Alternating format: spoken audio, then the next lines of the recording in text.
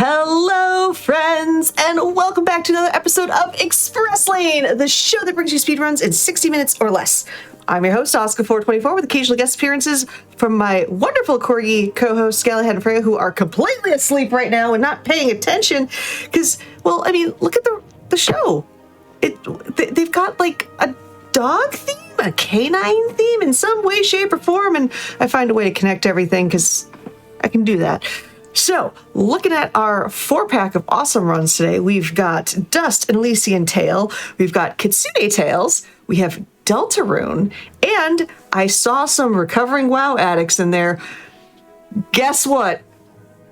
Recover no more, because we are starting off with World of Warcraft Exiles Reach New Game Plus with Kingfisher Games and our wonderful canine connection here. Kingfisher, I love you, but I know Worgans, but Alliance, really?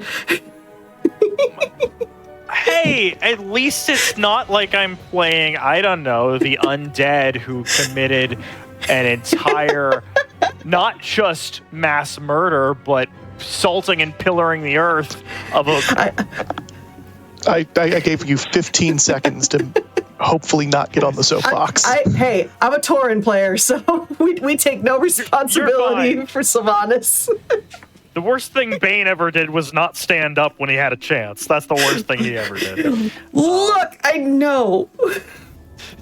But hello, friend. All right. Everybody, I'm Kingfisher Games. This is Red Baron 777. Who is my actual real-life best friend, who learned this run just to be able to do commentary.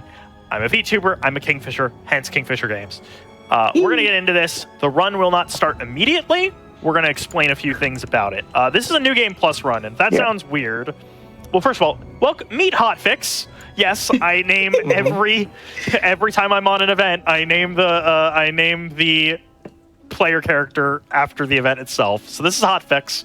We're going to hit Enter World here. Yep. We're playing on Exiles Reach, which is basically a retooled starter zone that was made with more modern WoW sensibilities to be able to be a place where everybody could start the game in the same place. If you're on the same faction, you're playing with your friends. That's all there is.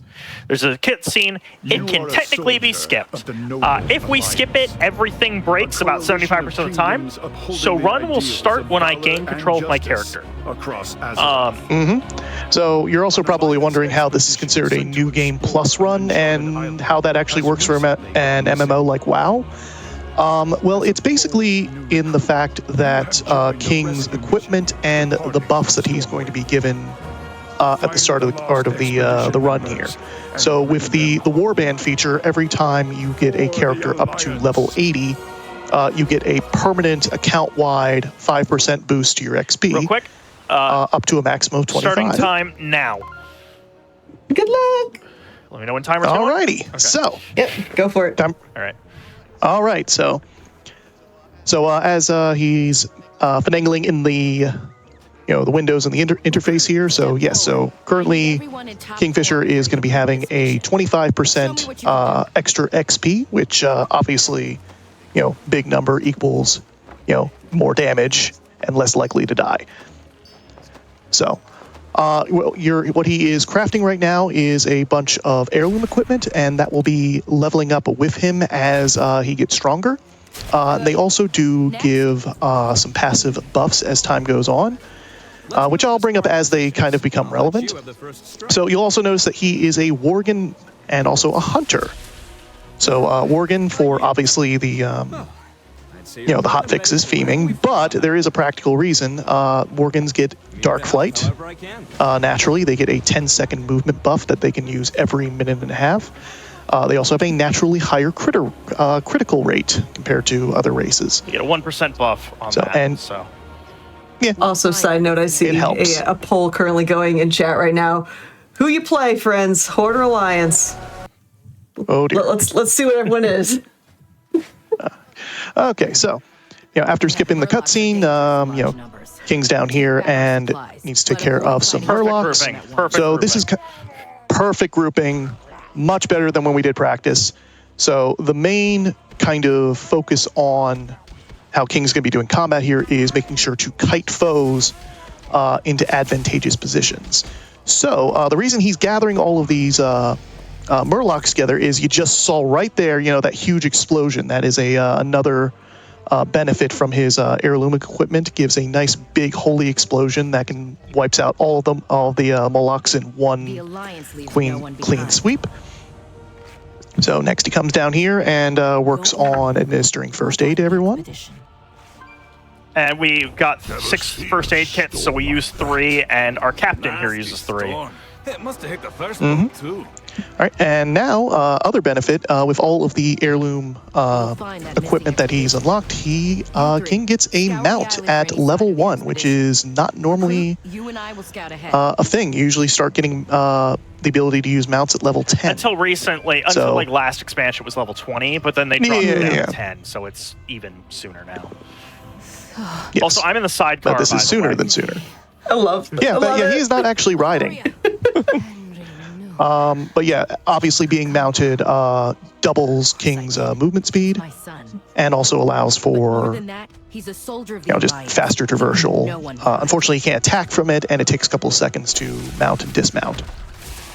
So it's about balancing when the distance you have to travel is worth taking those extra 3 seconds. So, while King handles preparing food for one of the fallen companions here, he is also using a couple of approved add-ons. That would be Quick Quest, which allows, starting and completing a quest with a simple right press.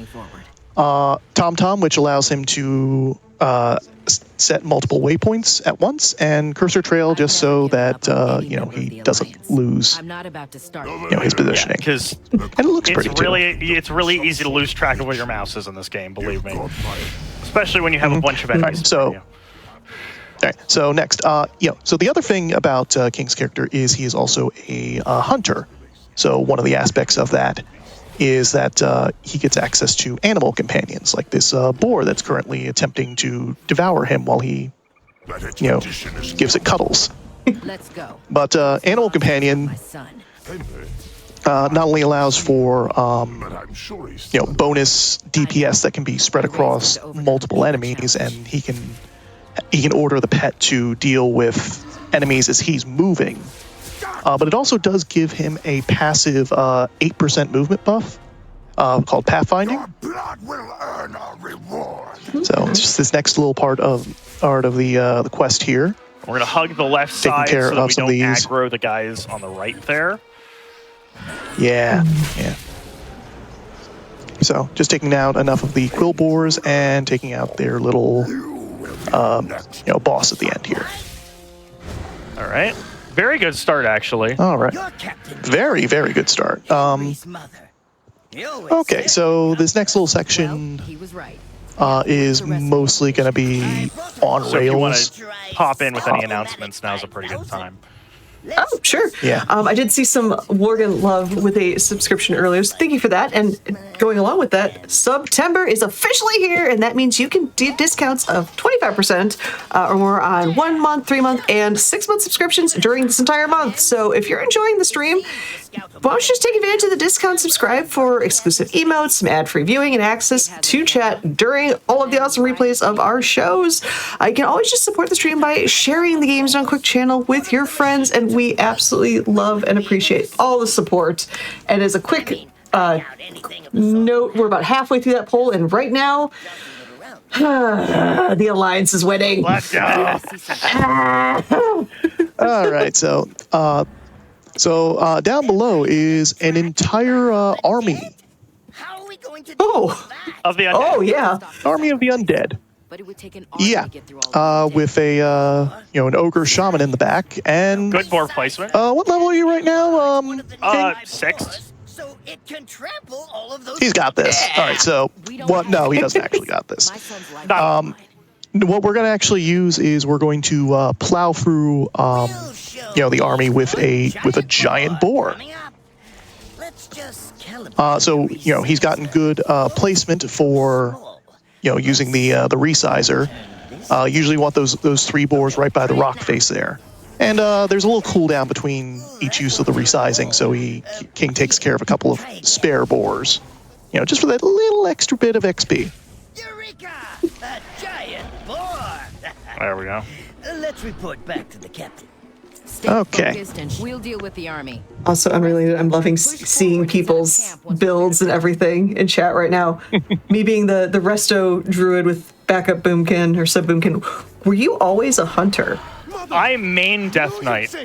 Ooh, good choice. So, and there's a reason for Okay. that. First, I main Death Knight back when I played in. Oh, okay, I made a mistake here, but that's fine. That's fine. It's fine. It's just a it's just a slight little subtle- off-center. Usually you It's hit okay. that one first, so you finish right there instead. And yes, we do have a little Yeah. indicator that they added to the game We've dealt last with the expansion, undead. which was nice because they added it Now let's right finish off before they the necromancer introduced and save my Battle Royale mode. And let me tell you what, that would have been absolutely miserable if there wasn't a way to ping objects. Good riddance. Oh God. Yeah. John Henry. Mother, Okay, so. I'm sorry. But All right, so we got this next little section here. So Henry, the reason I'm a always Death Knight remember main that you is are I more played a than lot of your it. So I mistakes. played Paladin into Death Knight. Now, I very much Private followed the Garrick, Arthas route. I want a full fruition. Back in report. Cataclysm, We have to and rescue. then Yes, I, Captain when Garrett. coming back, I mained Monk for Oh.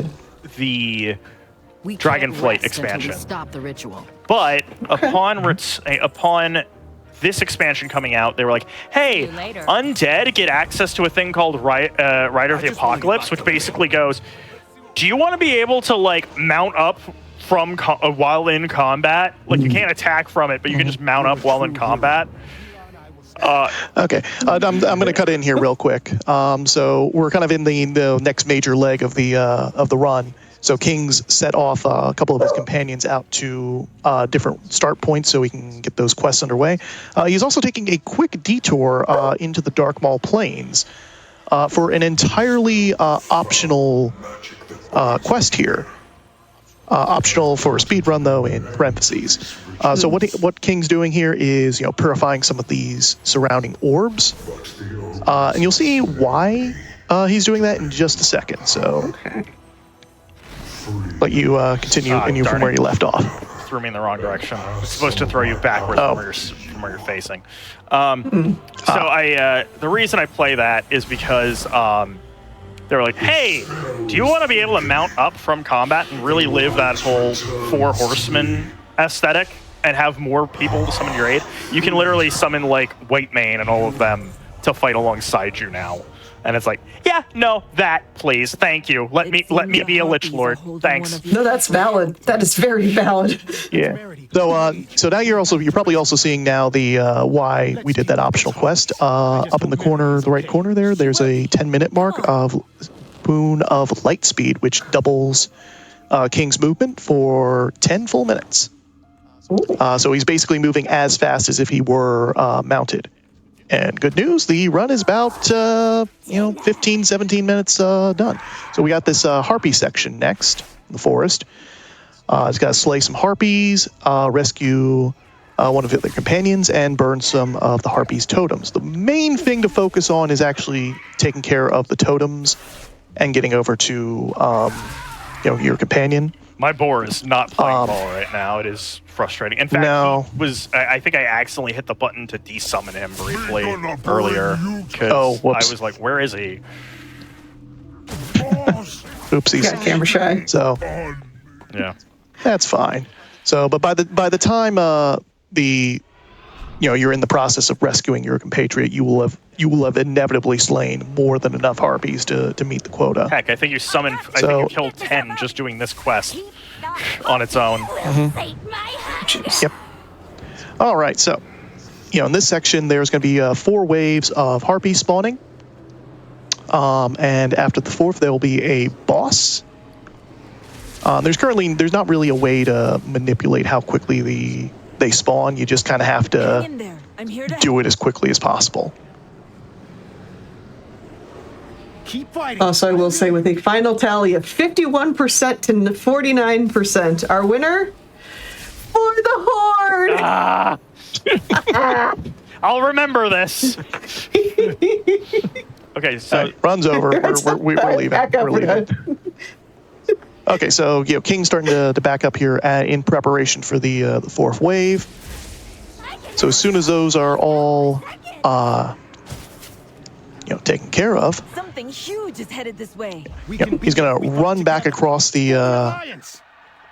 the bridge, and in swoops in a bloodbeak, giant bird, and he's going to the bird's going to be immediately He wants a interrupted. grand entrance. We don't give him that. No, we don't do that here. Instead he immediately gets aggro on King, and then he's already halfway down the mountain in order to turn those quests in by the time it's dead. Right.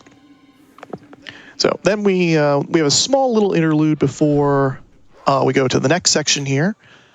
As another part of the hunter class is not only do they have the best defenses and HP for ranged characters, but they also get animal companions, and part of that is setting up traps and getting newer and better companions. So we're going to make a trap. We're going to use some dry ice, magic dry ice, but dry ice. We're going to use a rusted chain, and we're going to use an old spring.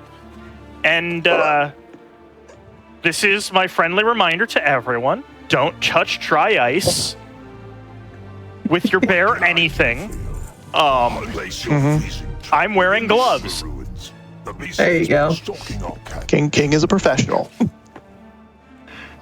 All right, so we go by there, make sure we get that nice little voice cue. Yep, there it is.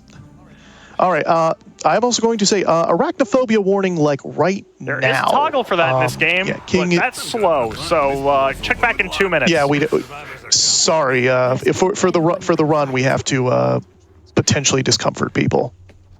But this section, all it has to do is rescuing your companions from the spiders. There's not actually a quest requirement to kill the spiders, but they can interrupt you in the process of rescuing your compatriots. I thought I triggered that one for a second, but no, I got out of that just fine. Mm-hmm.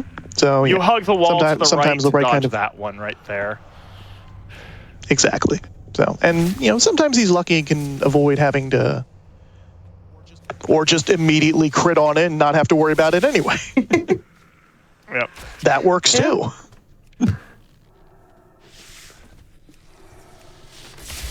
And okay. And this one, we're going to send our pet over to start fighting it so that he can grab aggro so we can keep moving on. Exactly. This is what I've started actually learning recently is the micro element to this run, because I was not doing this properly before. Is someone there? Okay, so Guide them. then you got the this elven druid here captured by this really annoying fire undead guy who has an exceptionally long dying animation. So we have to deal with that. Once we get on the deer's back, we have one more comment, and then you can go ahead and cut in with another announcement. All right. Yeah. So mounting the wild-shaped druid. Dismiss pet. So King actually, yeah.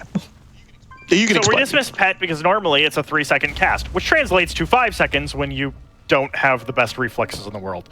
Out of the way, little And it requires you to stand still. We can do it while riding her back.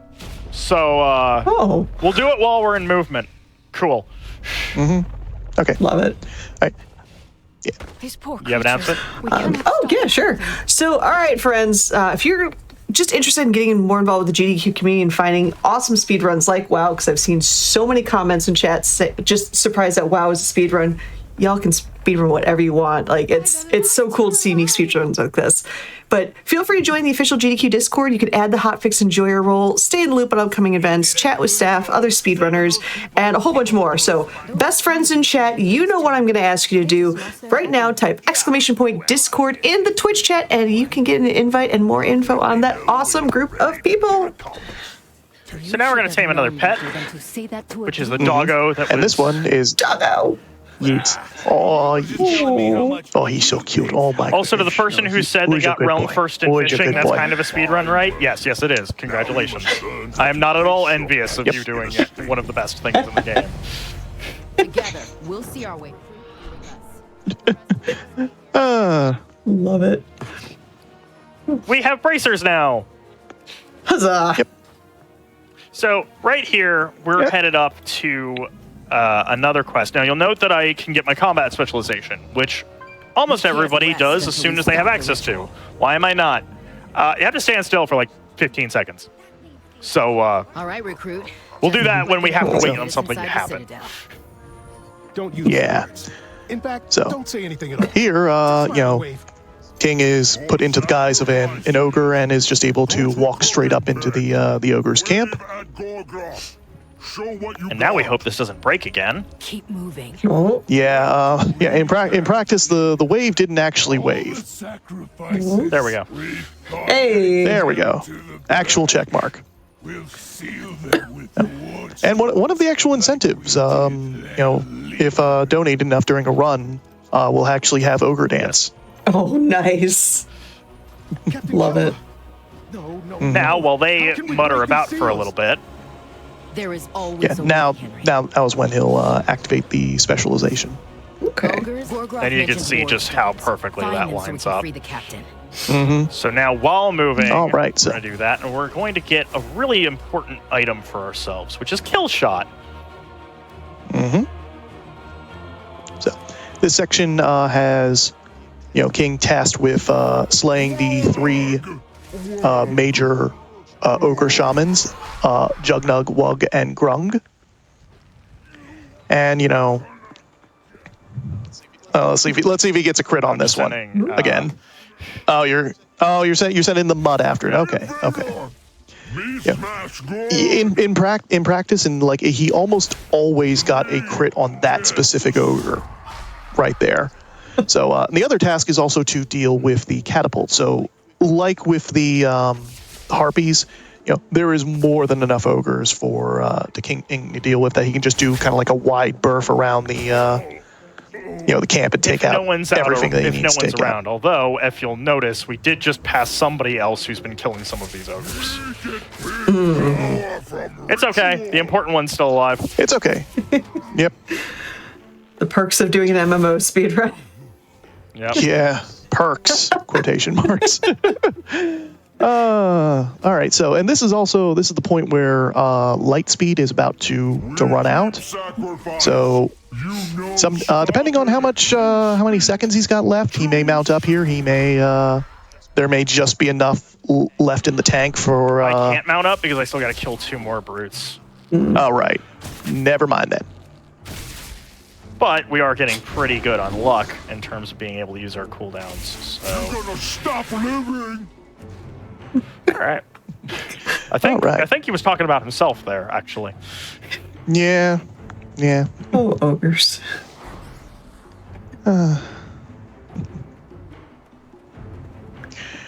Okay, so as he comes up to turn these quests in, he's actually going to disable the runes holding their companion first, because that's another animation that takes a few seconds to. It play. literally takes long enough for us to accept the other two, to turn in the other 2 quests.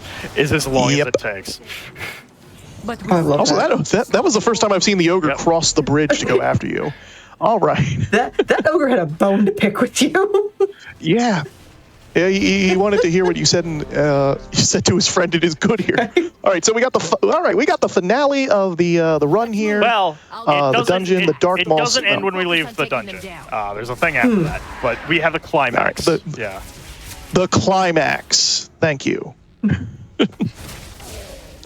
All right, so, this is also the section most likely to have extra players in it, just the way how Blizzard does dungeon setup and kind of like clusters of servers. Yep.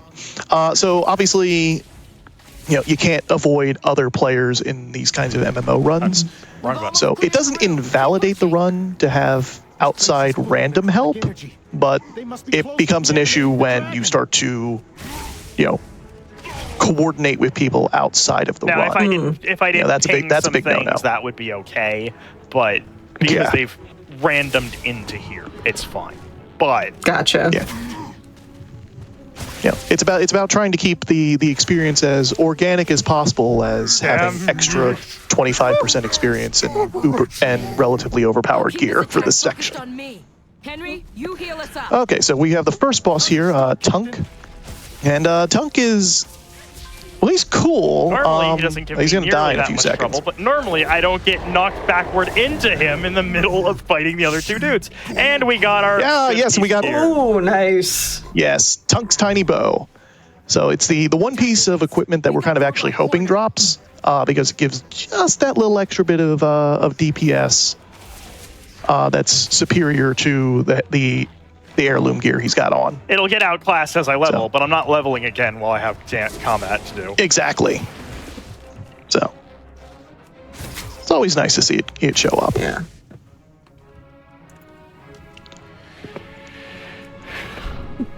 Actually, someone had a quick question. It's like, why not just run a private server for this purpose so you don't have to deal with randos? Well, there's the legal concerns there. There's the Blizzard shutting things down there, and there's also, you know, Yeah. it's also Gotcha. kind of cool to be able to be like, yeah, you don't need to do all that. You can just play on the official stuff. That makes sense. So now we have the final boss fight against Gorgroth. And, you know, the way King is right now, again, like I said, he's, like, overpowered as heck. So he's actually going to go down in just a couple of hits, but plot twist. He's actually going to, you know, sacrifice himself once he gets to half health. And, you know, during all those announcements you were making, I think the audience forgot the fact that, yeah, they're resurrecting an undead dragon.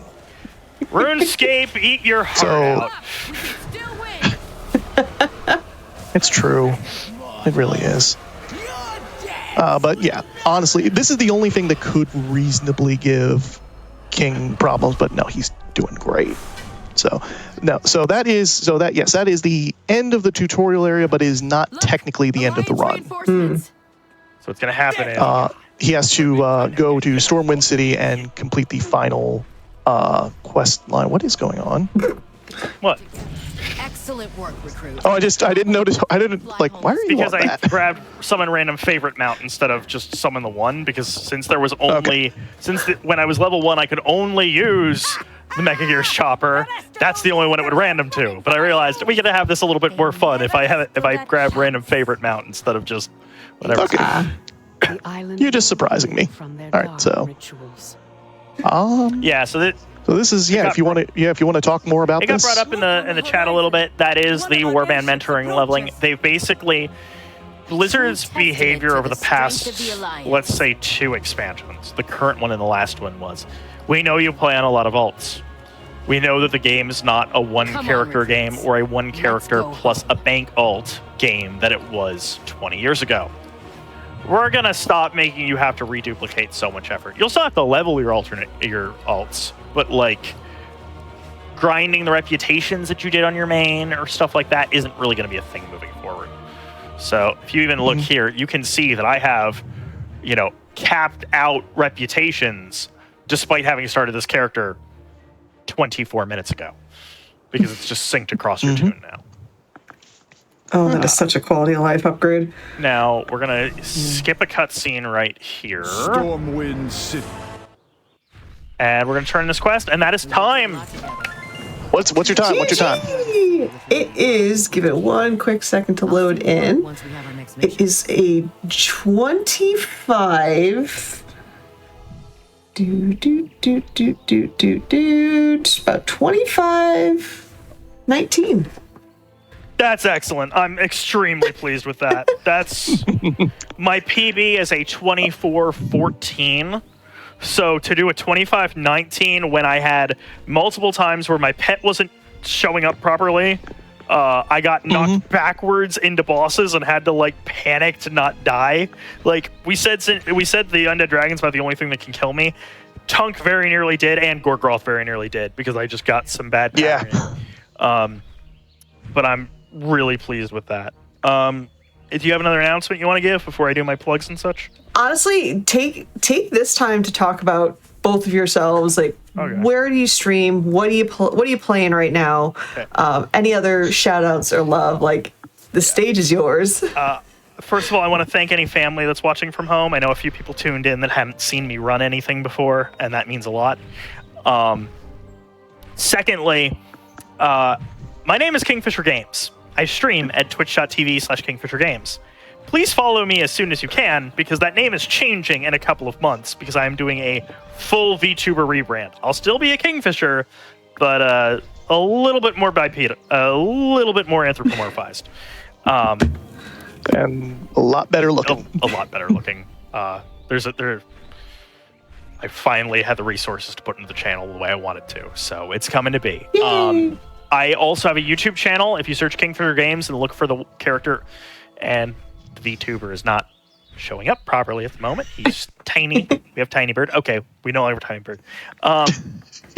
So we. I also I try to upload a video about once a week onto YouTube. We're a little out of sync right now because we're trying to deal with some things, but I'm currently uploading Astrobot videos. It's going to be a 6-part series, and part 2 went up last week. Part 3 should be up in the next couple of days. I play World of Warcraft. My other speedrun game is this is the Elephant Collection, which are a bunch of old Flash games that got reported into a new engine. I am learning some Smash Brothers showcase stuff. And then I also do miniature painting on stream sometimes. I build Lego. I'm working on the Rivendell set from Lord of the Rings. And then I'll guest star on a magic show on an MTG show every now and again. It's not just speedrunning on my end. It's a lot of first-time playthroughs. And then some of the other stuff I've been working on is I am working to do a shiny badge quest of Let's Go Eevee, only using the Alolan trade Pokemon. So we're beating a Kanto game using the only Pokemon not from Kanto in the entire game. And then I'm planning to shiny hunt every Mega once ZA comes out. I have 2 of them so far. Well, I have the base forms of 2 of them so far. But, give a watch, give a look. Twitch.tv/KingfisherGames. I'm not on Twitter. I am on Blue Sky. That is a deliberate choice. Yeah, that's where we are. So. And Red Baron, same thing. Where can they find you? What are you playing? Well, I don't speedrun. I don't even play a WoW. I'm just a fan. I was getting to my seat and the door was open and I just walked in. Hey, don't be so modest. You're my best friend in real life. Like, I know. But also, you had been hinting at, well, if I was gonna learn a game, and you were talking Echo's Wisdom, and I happen to know some people in that community. Yeah. You should give it a look. If I were to start, that's probably where I would start. Nice. And you can always borrow my capture card if you need for some recording. So I'll get that money someday. Well, to both of you, GG's so much. And of course, friends in chat, give additional GG's for Kingfisher's debut run on the GDQ channel, which is always super nice to see. One last note, because I just remembered. This Exiles Reach run, they are overhauling that entire zone at the start of next expansion. And so this is a run that you're only going to get to see a few more times before it ceases to be anything like this. Average Goob, this was not a speedrun to max level. This was a speedrun of the starting zone, which is why we were able to fit it on a GDQ show. So check that out. Again, GG's in chat one more time for Kingfisher Red Baron. And thank you so much for being on here. But we're going to take a quick hydration break, and we are going to go from Worgans to Foxes, specifically Toby Fox's Deltarune. Thank you so much. We'll be right back. Me. It means a lot. I really appreciate it.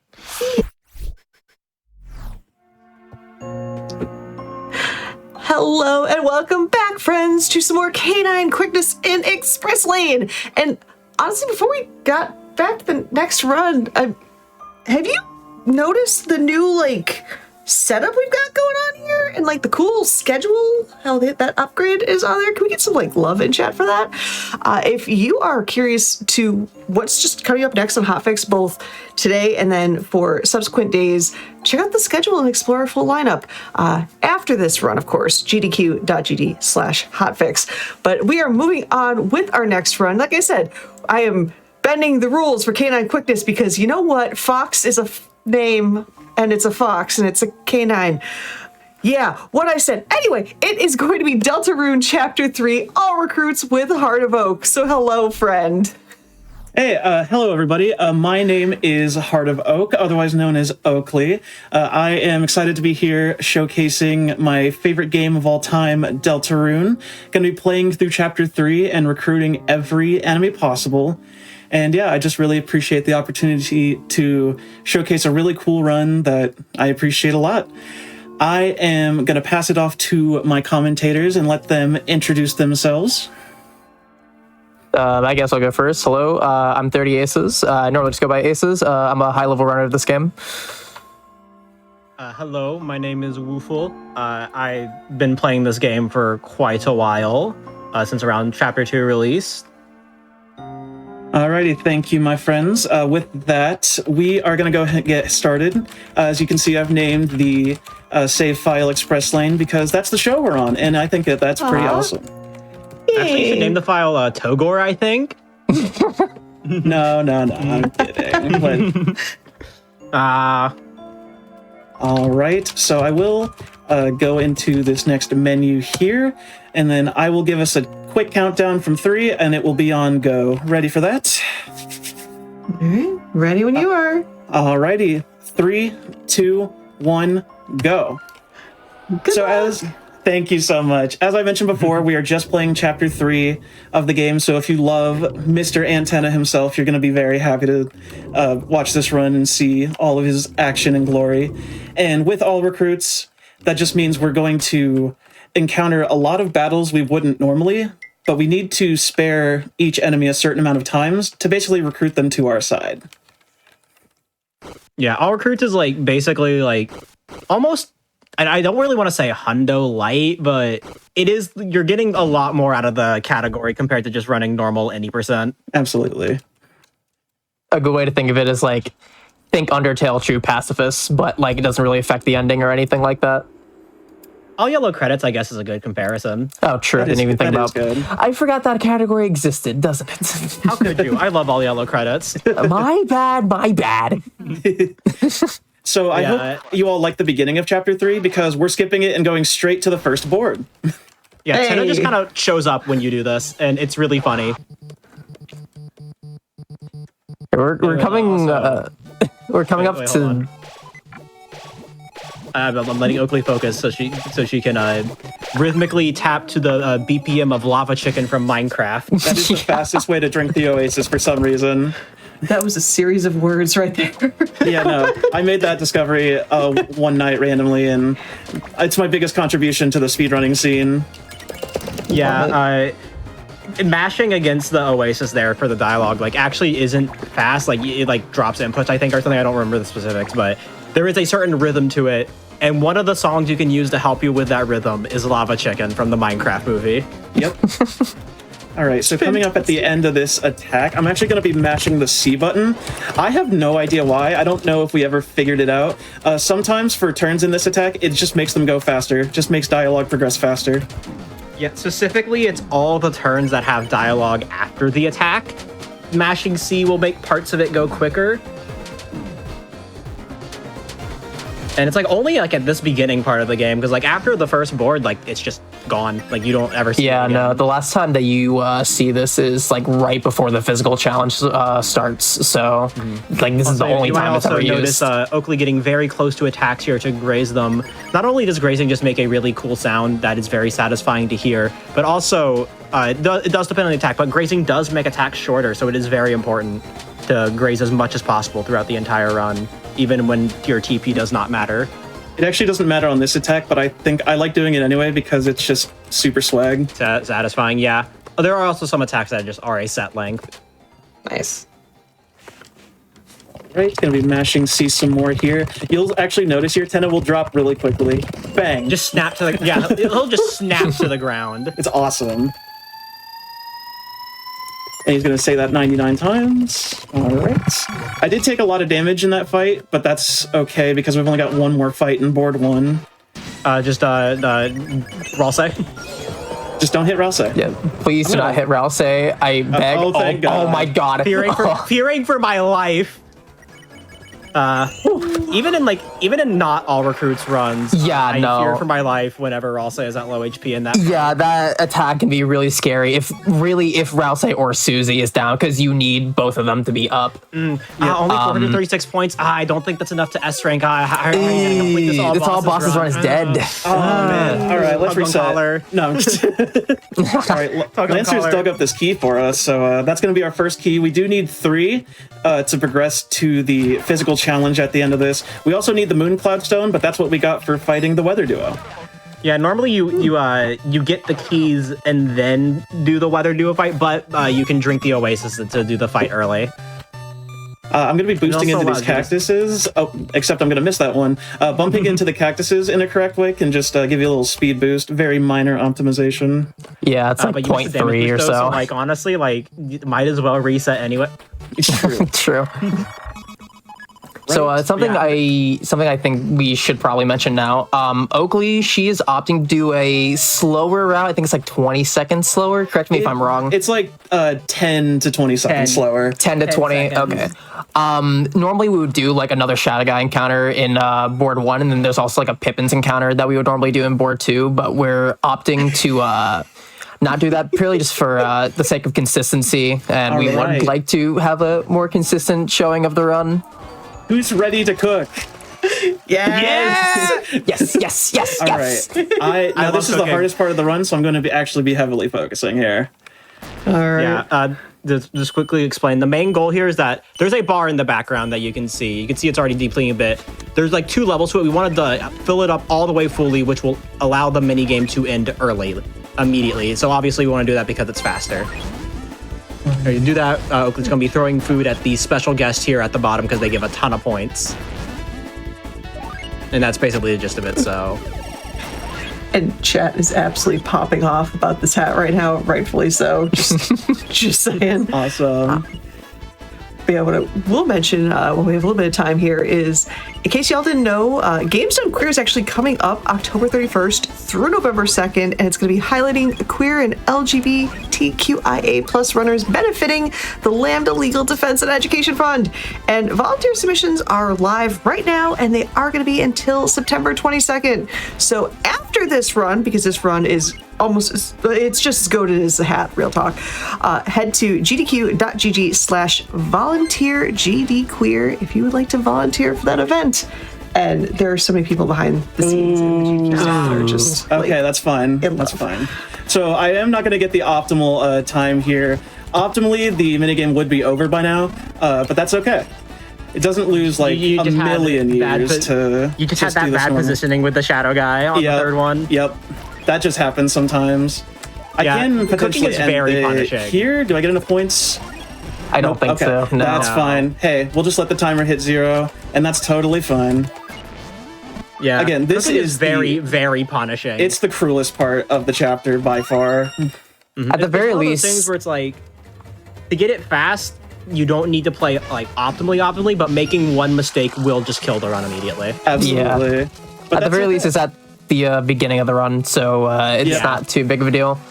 And speaking of pretty dumb things at the beginning of a run, we're coming up onto another trick. I think I can speak for everybody when I say it sucks. So this is a trick coming up. It's called DBIS. I don't even remember what it fully stands for. I just know the IS stands for Interact Slide. I don't remember what we made the DB stand for. It's like double frame perfect, and you have to be at max speed. I will attempt it, but I do not expect to get it.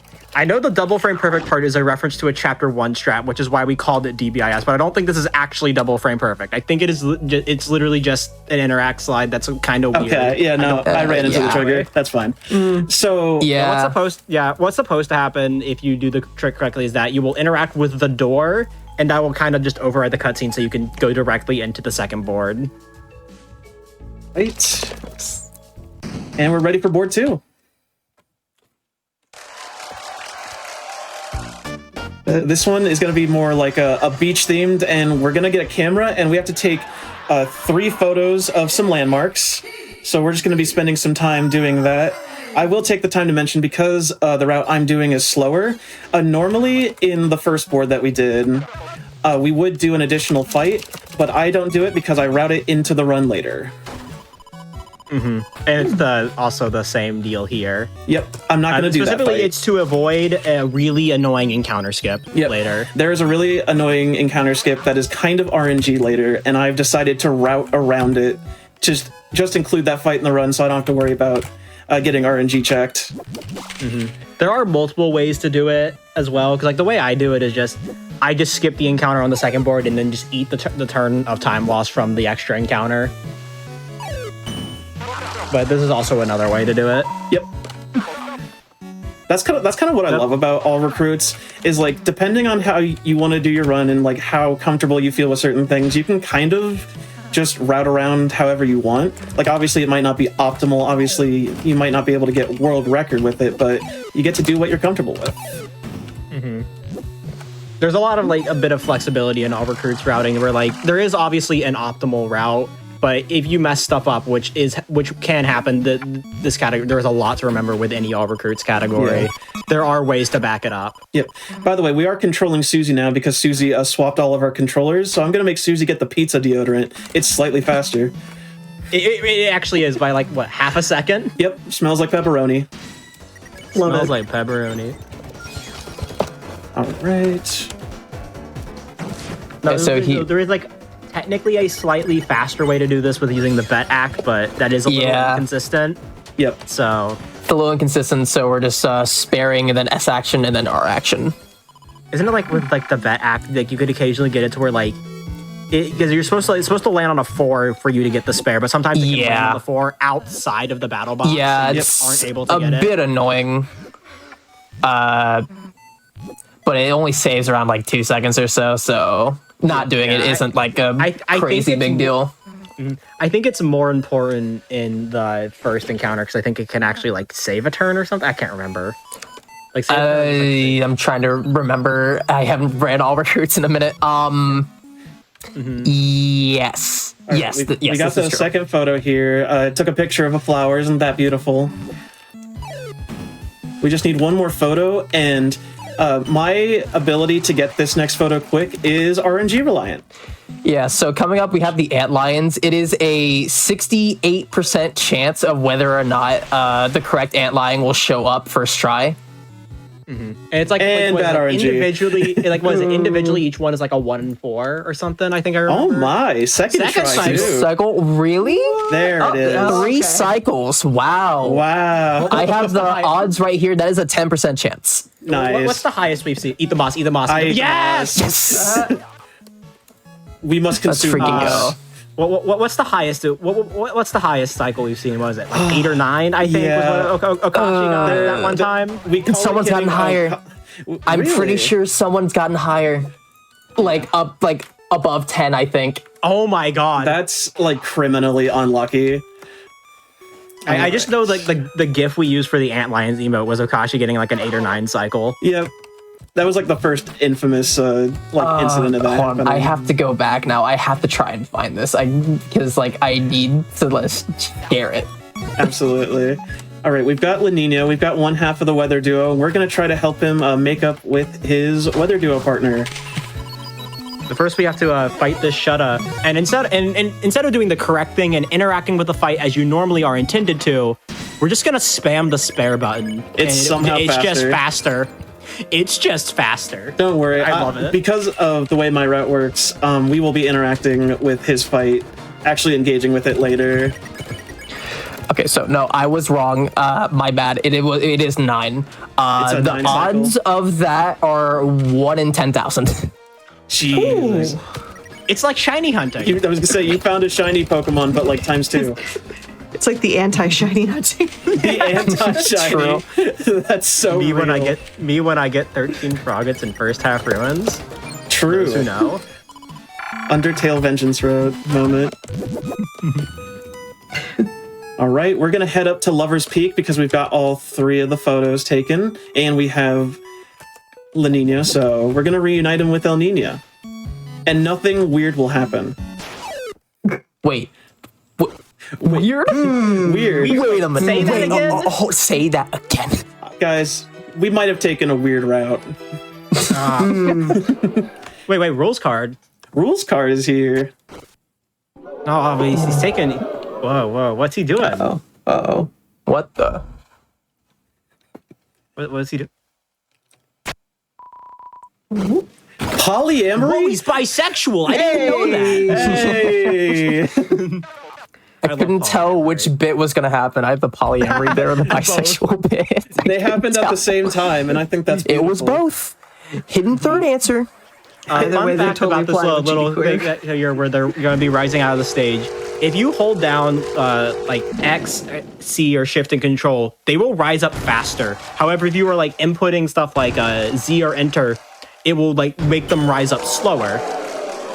Oh, So weird. Yeah, it's very strange, with a little bit of a quirk.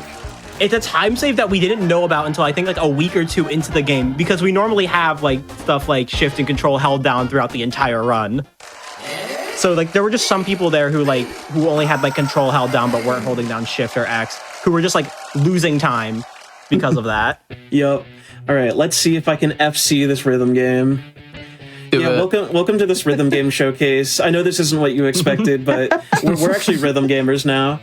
There it is. Let's Get freaking an go. FC or I'm unsubbing. Okay. I want to see some dance emotes in chat right now. I would also like to note it is technically faster to play really poorly here by like frames, but that's not fun. About 7 frames. But yeah, it's lame, and like I don't like doing it personally. I just always It's go not for the fun. song because it's fun. Exactly. This is why you run Chapter 3 all bosses, because then you actually have to play well. That's what I'm saying. I don't think somebody told Susie about playing well, because that looks like a fail right there. She's doing her No, best. she's doing good. What are you talking about? The funniest thing about that, though, is like, obviously, she's just spamming buttons here. What's funny is that if you spam buttons, you play well. True. Like, you can get an FC by just spamming, Z and X over and over, no rhythm, because it'll hit the notes. Love it.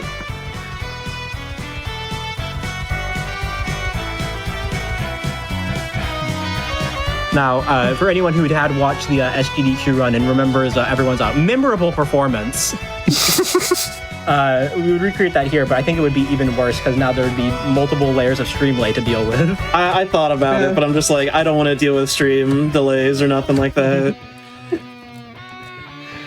It's one of those things where we'd be fine. Chat would question us in about 10 seconds, but Yeah. We'd all be on like different points of the song, which I mean, it would be funny, but When the mom is But, kiss hold on, goodnight. Crying. the mom is Kiss Goodnight though. Wait, hold on. You're right. I love this bit. Like, you don't notice this bit when you're playing the game normally because you're focused on the rhythm game, but Ralsei is changing the lyrics in real time. It's Bring amazing. extra s'mores to the campsite. That's a bar. I bet my friends still want to buy it. Also, I FC'd the rhythm game. there I'm proud it of is. you. GG. Love this Woo. out of you. Thank you.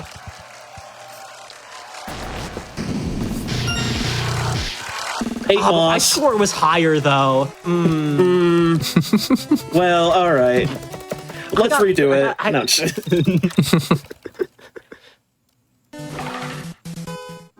Oh, that's the end of the show. Thank you, everybody, for coming out. Had a really I good do love time. Tenna. I do oh, love Tenna's line. breaking here afterwards, news. where he talks about how our speed, a special incentive has been met. I love that line. Yeah. Love it. I just love that I didn't know that, like, I didn't remember that line existed until right before the SGDQ run when we were like just going through the dialogue. And now a word from today's worm. Worm. Worm from our sponsor. I love Worm. Worm. Shout out to Worm. Type 1 in the chat if you like Worm. True. All right, I'm gonna press the Zapper's buttons now. Normally, Oh yeah, you don't. And you're right. You don't have to act. You don't have to do Oh, this. I was like, wait, what are you doing? I was like, oh my no. God. In this route, because we don't fight him here, we get to fight 2 Zappers later. That Yeah, if will you allow me don't to do the recruit him. if you don't do the zapper encounter here, it replaces an encounter that is normally a zapper shuttle with a double zapper. Yep. All right. Normally, we would be playing the console on those TVs to find out the code, but we're speedrunners, so we just have psychic abilities to know what the code is. Actually, it's because Oakley is cheating.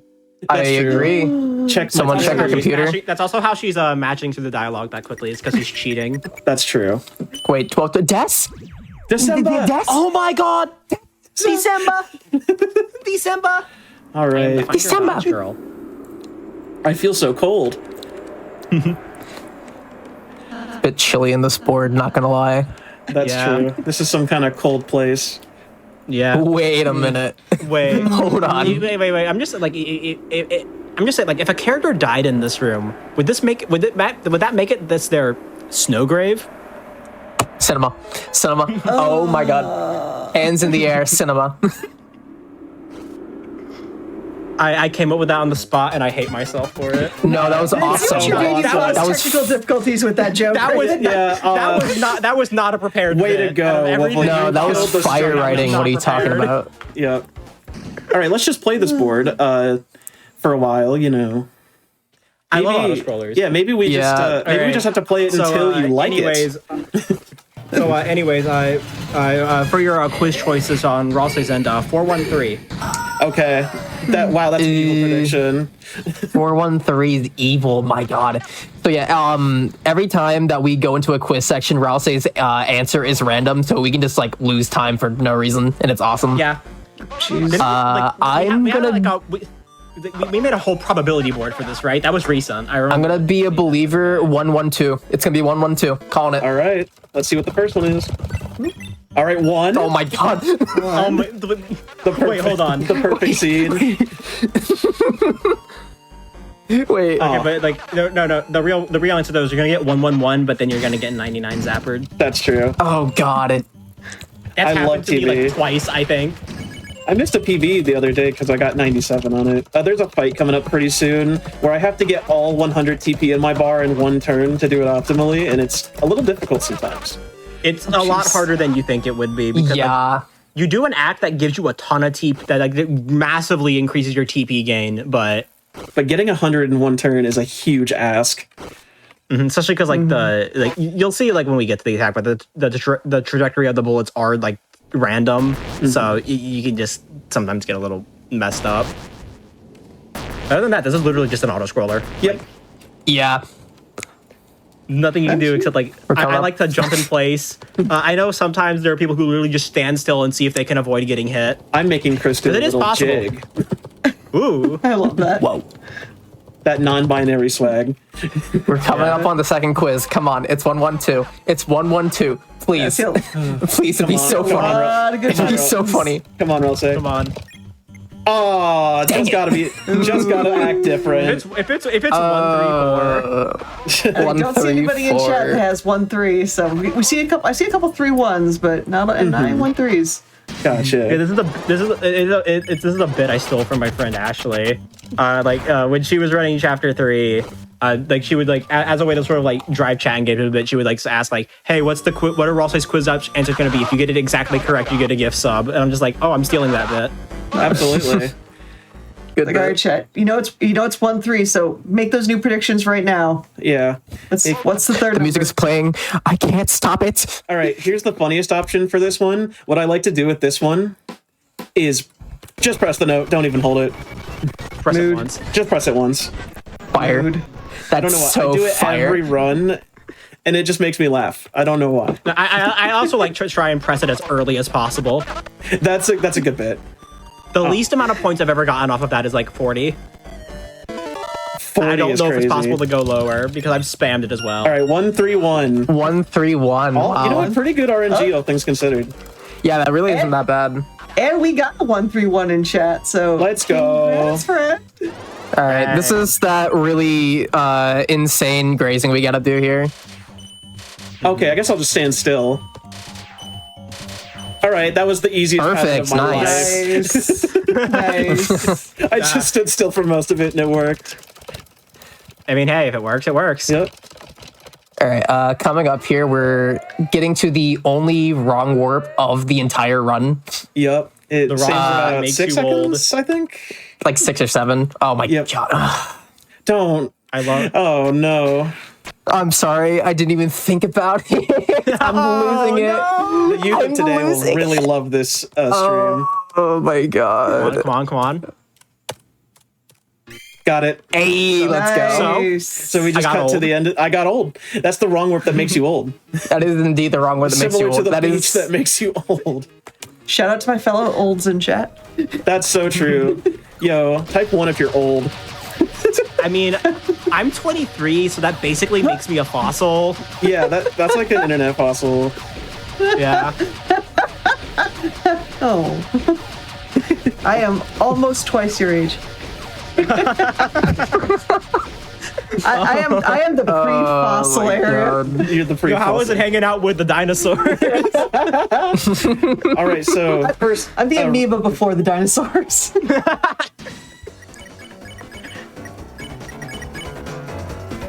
So yeah, just so we have the hold on, I'll just let Oakley do this. Okay, cool.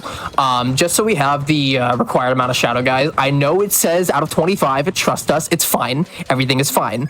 We're just gonna redo. We're redoing this fight like 25 times. Yeah. That's what we're totally doing. Welcome to the grind section. Just kidding. This second one is the last one I do. Yeah, we just have to do this twice just to make sure we have the required amount of shadow guys. Got it. Okay. It does mean like we have an extra shut-up, but hey, at least in my version, you get to actually engage with his gimmick. yeah. That is true. And it's a cool gimmick, I must say. It's a pretty cool gimmick. Absolutely.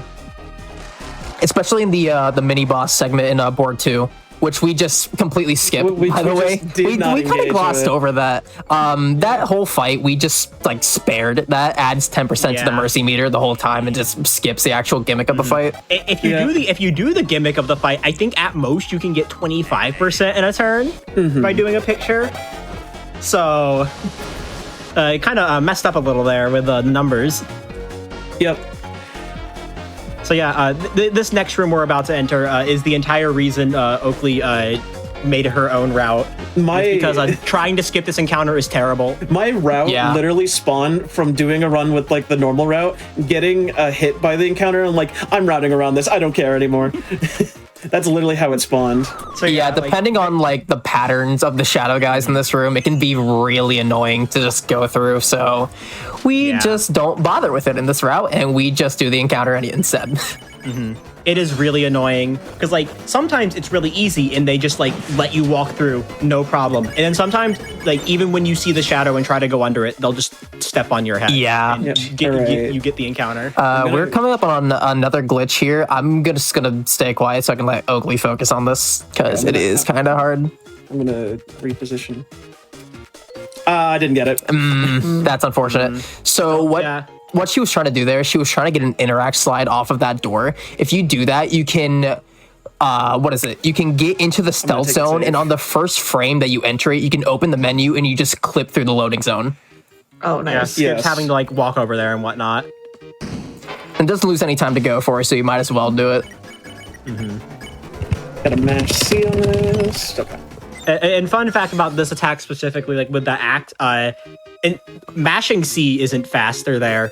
Rhythmically tapping it is at like certain points. I don't actually know like how what specifically it is. Also, water cooler jump scare. Terrifying. Am I strong enough to fight this? I don't know. I'm so scared. So yeah, instead of just like trying to spare it normally, we're just going to attack it enough so we can just pacify it instead. Just because doing it normally is kind of slow. Let's say I got a new job recently, and in our break room we actually do have a water cooler that looks exactly like that. And I saw it, and I was just like, oh my god. I would be scared to go to work every day if there was a water cooler just right in my back room. That is just terrifying.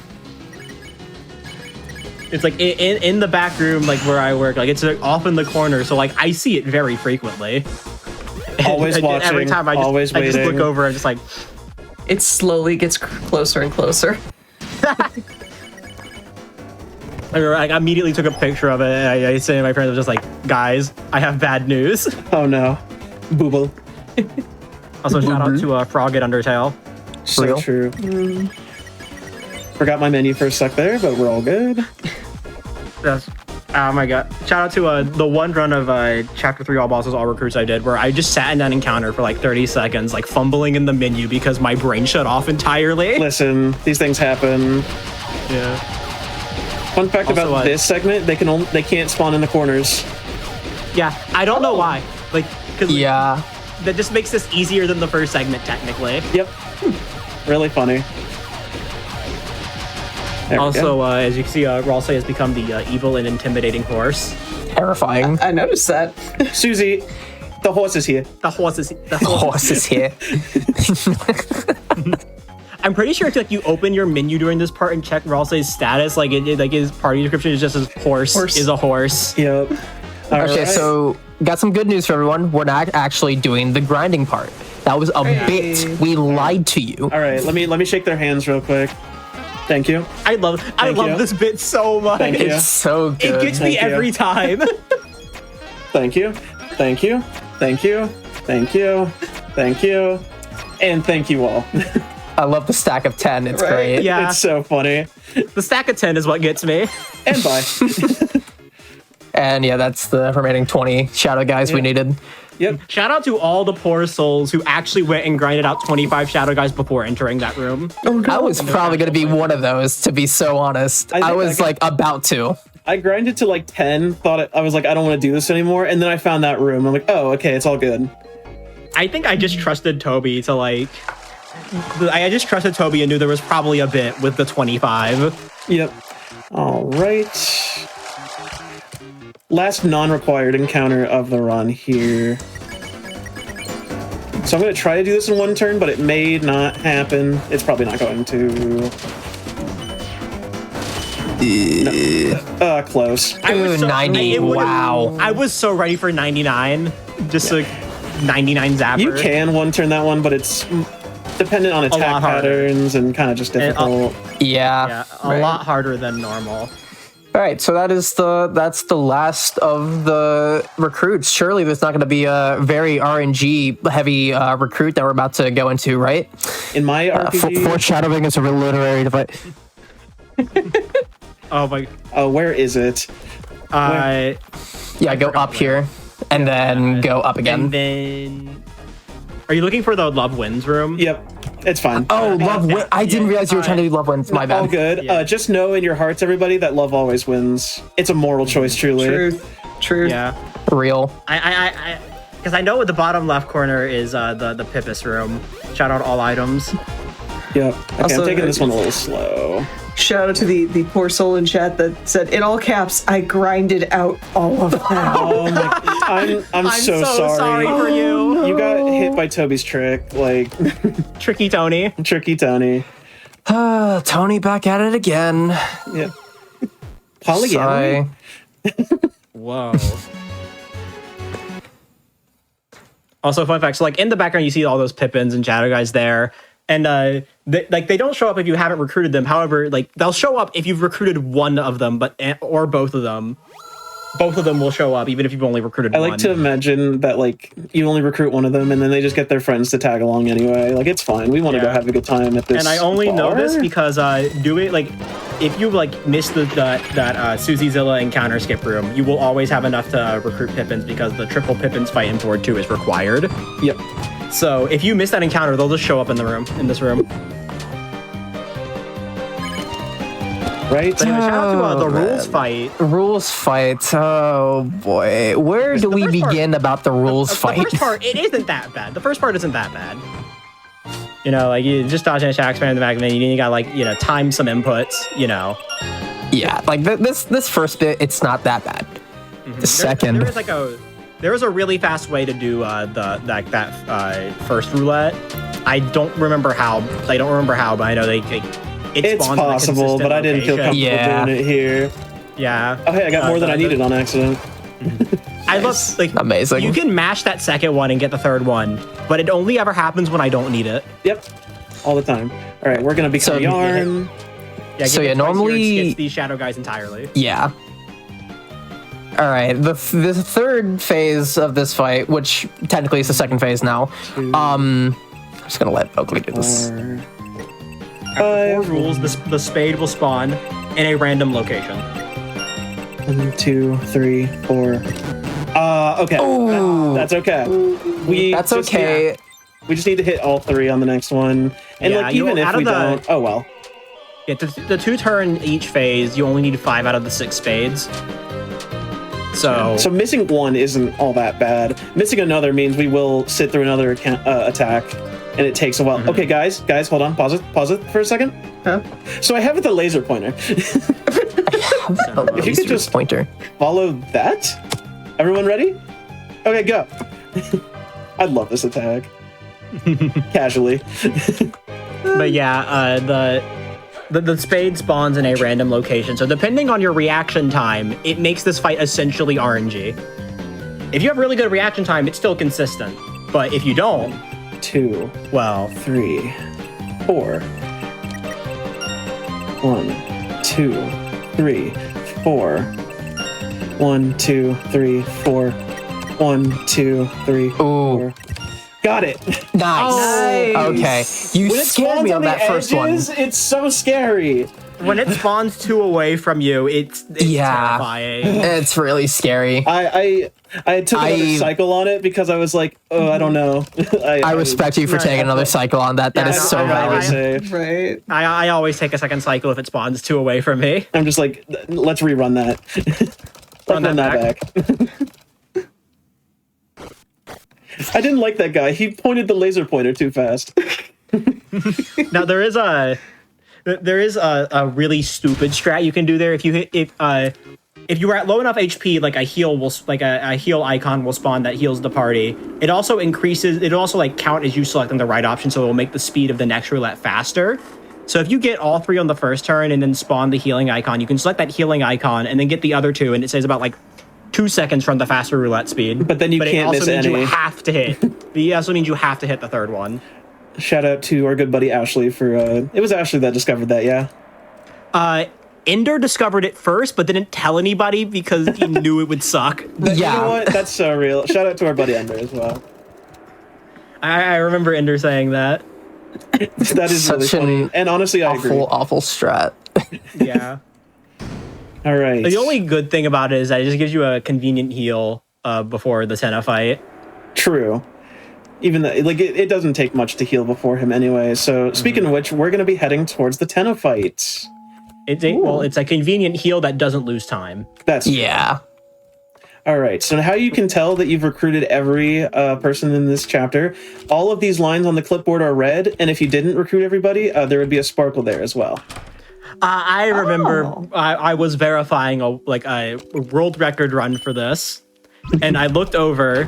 I saw I had the sparkle. I was like, oh no. And I was going through all of TV World trying to figure out what encounter they missed. And I was like, this doesn't make sense. They hit all the encounters. They didn't get the 25 shadow guys. They didn't shake hands with all the shadow guys. Yeah, they didn't. They did the top room, which is normally the faster way of going through there.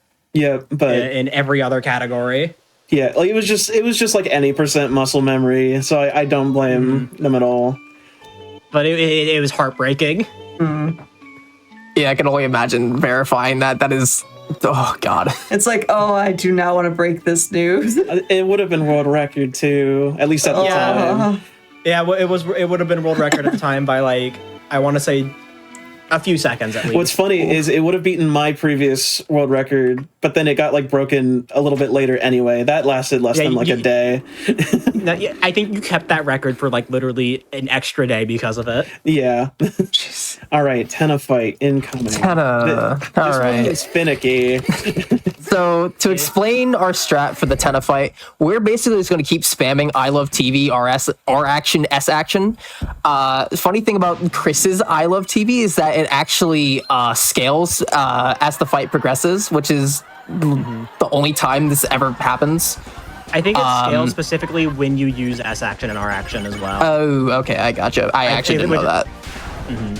So yeah, we're just gonna keep that specifically. We're gonna keep doing that. We need to try and graze as much as we can, and we just got to get to 1,000 points. Optimally, it should be, I believe, 7 turns, 8 turns, something like that. You see each attack twice, except for the stars, I think, which you see a 3rd time. Yes. I'm kind of looking like I'm going to 8 turn this, but I'm not all that stressed about it. I would rather be a little bit safer here. That's completely Chris fair. has already gotten hit twice. Yeah. And sometimes you just get hit 3 times in a row, and they all hit Chris, and Chris dies, and it makes you sad. Oof. And the thing is, on this attack specifically, you want to get hit. You want to get hit, because if you don't get hit, it replaces it with a harder version. That gives you less TP. Or gives you less points. Not only is it harder, it gives you less TP, and grazing gives you... It's okay. Okay.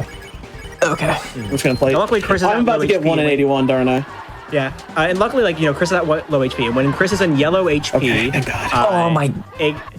Normally every character has an even 1 in 3 chance to be targeted. However, because Chris is such an important character for, like, progressing the fights in general, It's okay if when they they are don't at know. low HP, the game has to re-roll the attack again. So they effectively have a 1 in 9 Forgot how to menu. getting hit when they're at low HP. Allegedly. So yeah, an extra turn off optimal, not bad. It really isn't, especially for a showcase. This is like pretty good. Yeah. I could let Susie take some damage here, but I want to have 3 shots for the end of this fight, so I don't want Chris to die. Yeah, that's pretty fair. Yeah. The game has been really inconsistent about who gets to, like, stay up during the end. Because, like, sometimes, like, even if a character is downed, they'll still be shooting during the end part of this fight. That's fine. But, like, sometimes, like, it's been weird. I mean, hey, at least we found out about that, at least we found out about that crash that can happen sometimes. Yep. Also, fun fact, the static that you'll see as he's, like, switching channels used to just be a random sprite sheet that was accidentally left in. But only on, like, specific hardware. Yeah. Also, hey, Chris is wearing puppy pajamas, so it actually does tie into the canine theme, by the way. There it is. True, actually. Wait. All right, we have defeated Mr. Antenna, and now he's going to shrink. Ah ha ha, how are you that small? Man, Chris is so puppy-coded, though. Like, True. You're so right, honestly. You're just so right. They hated them. They hated it before it spoke the truth. And Susie does a nice little monologue about, finding people and not feeling wanted, but then finding those who do want you, and it's really heartwarming. Aww. man, it sure would be a shame if, like, Tenna tragically died in approximately, like, a minute or 2 from now. Literally, why would you say that? That's It would be not such even a going to shame. happen. That's just... Foreshadowing is a literary device. I bet my life savings that doesn't happen. Your life savings, huh? Yeah, I would bet all the money that I have on Tenna staying alive. That's a lot of money. That's Not like gonna lie. That's at least like 2 money. At least, I was about to say, yeah, at least maybe at least 3 or 4 monies. Yeah. I have a very important question for chat, though. Would you rather have $1 or $2?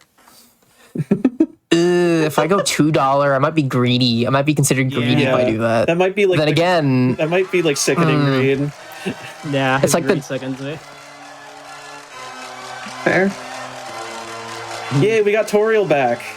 Yeah, we got Toil back. Surely nothing bad happens to Tenna. My money. So Oakley, about your life savings. Yeah, it's all gone. Sigh. All $2. All $2. Oh, $2. Oh, hi, Des. I mean, Des. I mean, Des. Des. Papyrus. Right. Yeah. Sorry. This is Papyrus. So this is actually Always- the Roaring Knight, and they're gonna try to Always steal bet on Toriel. Chester Knight. Always. The Roaring Knight, my beloved. Always bet on Togor Knight. Yeah, what are So our thoughts you're gonna win this fight, right? Yeah, I'm gonna win this fight. I'm gonna win this fight, and it's gonna be really. You're gonna easy. win this fight. It's the all bosses, all recruits run, except without Nightmare. Just pay no mind to that. Yeah, just do Mantalus. All recruits Shadow Crystal. Because that's a category. That's the best category ever. Wait. Wait. I became a Toho player on accident. There we go. I speedrun shmup, so that I resemble that remark. That's so fair. So yeah, it is obviously way faster to just lose to that fight and progress. Yeah, this fight normally even if you take like the 10 seconds it takes to buy the optimal equipment, is still like 3.5 minutes long. Yeah. And so you only have to do it in all bosses because yes, this is a boss, and for all bosses you do have to beat it, not just lose to it. Oh, all bosses, my beloved. Absolutely. I love chapter. I love all so bosses. I'd say it's Bye, the good Undyne. category, but I don't want to speak ill of the category currently being ran. That sucks. I may have to agree with you. Sorry, did y'all say something? Must have been the wind. No, must have been the wind. All right, we're gonna walk all the way over here. I don't know if it's slightly faster to start down here, but I do it anyway. Yeah, someone in my chat I remember was like, "Hey, you could you go down and maybe save a little bit of time?" So I tried that, and I just kept doing that just out of instinct. I think it feels like it shortens Chris's walk to like where they're supposed to be there. So again, like frame optimization. Probably I not feel like faster. if anything, like it's probably not faster to go. Yeah. I think like the amount of time it takes Chris to walk there is just set. So like that's probably true. Especially with like the camera like turning I just feel over. like this entire Dark World was in Chris's house. So you could say like while they were in there, they were like stuck at their house. You know, like what's the word for that? House trapped. What Toby Fox related media do we know where you might possibly be stuck at home? Homestuck.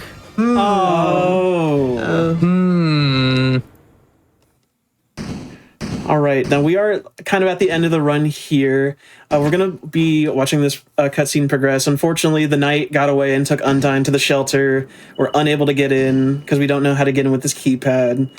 When the screen completely fades to black, that is when I will call time. Don't worry, Chris is just going to use her epic, awesome, non-binary powers to just open the door slightly. Chris, can you this is true. Chris is going to open the door, and then we'll be like, Chris, can you please stop aura farming? This is true. My uncle works at Toby Fox. That's true. Oh, big Toby Fox. I just read chat, been getting into yogurt lately. Thank you, Kucher. Thanks. Yo, shout out Kucher. Good friend. Thanks, Kucher. All right, time's coming up here shortly. Pretty soon. And time. GG's. Thank you. What's my final time looking like? It is looking like, we'll see, 40? Oh, wait, nope. 45 flat? 45 flat. For a showcase, I'm not even mad at that. Like, I'm not mad at that at all. That was awesome. Yep. Good stuff, buddy. So yeah, I appreciate it, y'all. Thank you all for having me. It's been lovely. Yeah, all three of you, shout out. Where can they find you? What are you streaming? Any other additional shout outs? Go for it. Absolutely. So again, I've been Heart of Oak. You can find me on Twitch at Heart of Oak Live. You can find me on Twitter at Heart of Oak with some underscores in there. I have loved Deltarune speedrunning for a while. Shout out to Fast Little Boys. That's the Deltarune Discord server for speedrunning. Great community. I've met a lot of great people there. And the run wouldn't be developed like this without everyone there. I also speedrun Klonoa from time to time, so I'm going to take a sec to shout out that community. I love Klonoa dearly, but Deltarune was my first speedrunning love, and I'm happy to be able to showcase it here. I will let my good friends shout out all their stuff. Okay, so if you want to see me, I guess, twitch.tv/30aces. I'm currently grinding out chapter 2 all bosses over there, so it's a good time. Find me on Twitter, Blue Sky, those places at 30aces. And you can find me over at twitch.tv WoofleD. I've been a bit hectic about it recently, but I stream a lot of Deltarune, mostly all chapters related stuff. So if you like seeing like the full game, then make sure to check me out over there. You also find me on Twitter and Blue Sky WoofleD as well. Yeah. And And I do want to give one final shout out to Oscar here for running the show, and everyone behind the scenes also keeping things going. We really appreciate you having us. Of course, thank you so much. And chat, give GG's one more time to Heart of Oak and crew for that amazing, super fun to watch Deltarune run. But sit tight, because we're going to be coming back with Kitsune Tails. So it'll match the shirt up a little bit. So sit tight. Hi. Of course, I'm going to bring out one of my corgi co-hosts for the Canine Quickness episode of Express Lane. So welcome back, friends, and say hi to Galahad. He wanted to say hi to our next runner, which is going to be Galahad. It's going to be Kitsune Tails Kitty % by Debonair VT. So hello, friend. How are you? Good. How are you?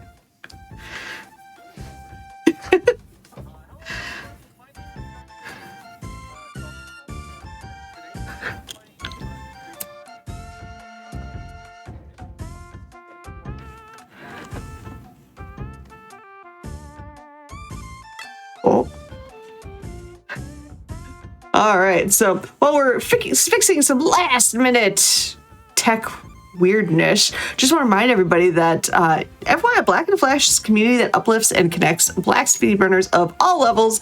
They host special events throughout the year to raise money for charity and celebrate Black voices in the speedrunning scene. So if you want to learn more about Black and Flash or just apply to get involved, head to gdq.gg/BAF and feel free to follow blackandflash.bsky.social on Blue Sky for all your awesome latest updates. And I think that is just enough time for tech to untech itself. So hello again, Debonair. Okay. Hello, everybody. Hopefully, I've come back from the Gremlin realm this time. My name is... Hey, excellent. Yes. My name is Debonair VT, but you can all call me Bo. And today we're going to be playing Curie% in Kitsune Tails. I am joined, as always, by the lovely Rally. Rally, how are you tonight? I'm doing fantastic. Happy to join you in another trip through this wonderful little game. Excellent. Well, I am also excited. So we have a couple of things to go over before we get into the game chat. It's going to be pretty quick, but the first one is we're specifically picking Out for a Leisurely Stroll as our difficulty. And the second thing is we're going to be kind of manipulating some stuff in the game by changing our magic postcard. It is, in fact, magical. And we'll explain why these things are important as we get into the game. Towards the end of the run, there are going to be 2 points for audience participation. So as we get closer, Rally and I will remind y'all, but we are going to need your help. It's for the good of the run. You'll know what to do. So I think with that, we're good to get going here in 3, 2, 1, go. Good luck. Thank you. So the very first thing we're going to do, because this is a Curie run, is say goodbye to Yuzu. We're not going to be playing her until the very end of the game, and even then, it's only going to be a little bit. So everybody say hello to Curie. Curie is the fun orange fox here. She has some special powers that we'll talk about in a little bit. But the biggest difference between Curie and Yuzu is that Curie has a sword, which is a pretty unique ability to have in a Mario-style platformer like this. In this little cave here, the game would normally teach us about all of the other things that Curie can do, but I've played the game before, so I'm not gonna go look at those. But Rally, if you want to explain what all Curie can do that's special, that would be great. I'd love to. Curie has the same basic moveset as Yuzu, which if you've ever played any of the Mario 3, Mario World era of platformers, then you're probably familiar with that core is. But on top of that, Curie has the ability to slide on the ground to accelerate her movement. She can wall jump from one wall to an opposite wall. She has a ground break, where she can break blocks beneath her. And she has a unique ability called Refresh. And what Refresh is, and we're going to be seeing a lot of it throughout the run, is Curie's sword is basically like this game's version of the cape attack or the raccoon tail whip. And, it lets her kind of, hit enemies in front of her. But when she's in the air, if she hits an enemy, instead of them being hazards, what they do is they allow her to access all of her movement abilities again. So Refresh is Curie's ability to get all of her air jump and all of her movement abilities back just by routing and targeting enemies and hitting them with the sword. Which you can see here is one of the other movement abilities we're going to be using a lot of in the beginning of the run. It's called, there's a slope jump, and we're going to be seeing a lot more of that before we get to some of the later levels. And what a slope jump is, if you don't mind if I just kind of go along and just... Keep going. I'm digging all this. All right, yeah. So what we do is we have a slope jump, and when you crouch on a slope, Curie begins to accelerate. And if you jump at the end of the slope and you don't hold the forward button, if you're familiar with how Quake or Team Fortress rocket jumping works, where you don't want to hold the forward button, you retain your momentum, and that gives us access to really high bursts of speeds, which we can retain by staying airborne as much as possible. So later on, we're going to get access to some more sword techniques, which are going to expand our moveset. But before we get there, I just missed that one. Yeah, just really, really close. Yeah. Yeah, before we get there, we're going to be taking advantage of a lot of slope jumping to build a lot of acceleration and try to retain that momentum as long as possible. Here we're in one of the first ghost houses in the game, and the way this game is kind of set up is in the middle of every world there's going to be a ghost house like this, where ghosts work a little bit different in Kitsune Tails from the archetype that you expect. If you look at them, they still come after you. They're reactive to light, and this will be important later on in the run. They become intangible when they're in an orange light, and they stop chasing you, and that's the only way to get them to stop chasing you. But now I think I'm going to let Bo narrate a little bit so we get back into this introductory section. Yeah, thank you for that. So there are a couple of other fun things that we can do with the lamp that we'll see a little bit later. But one of the important ones we saw during that first area, and that is that they can reveal invisible things like doors. So we're going to be using that to our advantage a couple of times later on in the run, and it does become important for one ghost house in particular, which is it plays with that mechanic in a super neat way. So I'm excited to show that off when we get there. But for the time being, you'll notice that I'm jumping into a lot of enemies and spikes and things, and that when I do, I'm popping back up kind of like right where I was, but on a Locky 2 cloud. And that is the result of the difficulty that we're playing on. And that's part of why it's important that we select that. A lot of the upward momentum in this game is hard to come by until we've acquired our ability with Kiri from World 3. Just barely missed that. So in order to go upward very quickly, in order to ascend vertically, it's far quicker to just hop on a little taxi that lets us move wherever we want to at a constant speed. So we hug some bad guys every now and again just to give ourselves a little bit of a boost. Yeah, there's generally we like to say that there are two kinds of clouds. There's good clouds and bad clouds, and good clouds are, as Bo said, they're helpful clouds that let us strategically, usually take a lot of advantage of vertical movement. But bad clouds, which are the ones that we want to avoid, but they're still helpful in a way. And as we saw there, one of the neat things about running Kitsune Tails is all of the speed tech, all of the little tricks, all of the really difficult stuff you can go for in every run, because if you get say 80% of that big slope jump, but you kind of miss the end and you don't kind of hop across the gap, you still take advantage of the 80% that you did get. And then if you die, you come back on the bad cloud, which is still a time loss, but relative to the time you save from attempting all the trick, it means you get to go for all the cool stuff all the time.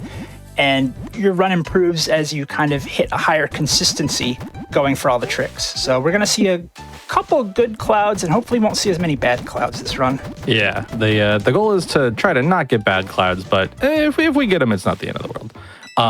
So Kiri has a couple of other abilities. I don't know if we mentioned the slide and the wall kicks, but she has a slide and she can do wall kicks. The slide is really fun because in general, it gives us a lot of early momentum. So you'll see me sliding basically every time we come out of a door.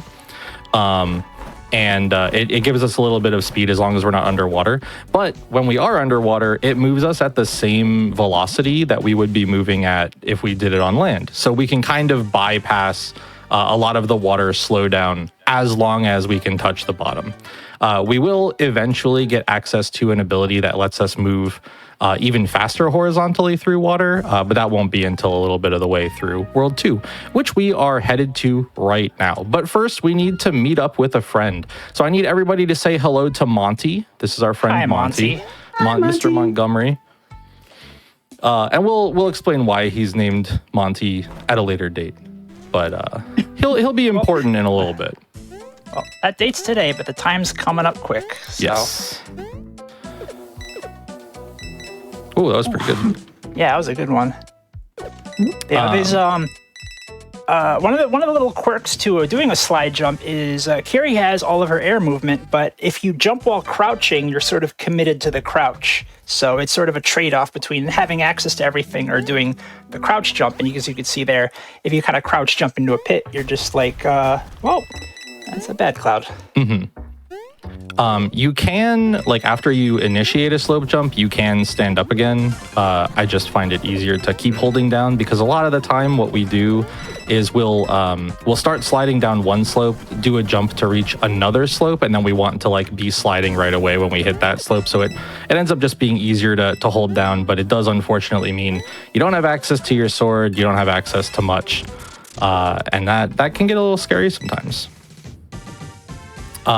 So there, towards the end of this 2-2 stage, you saw the other important change that are, wow, the dogs are being extremely nice today.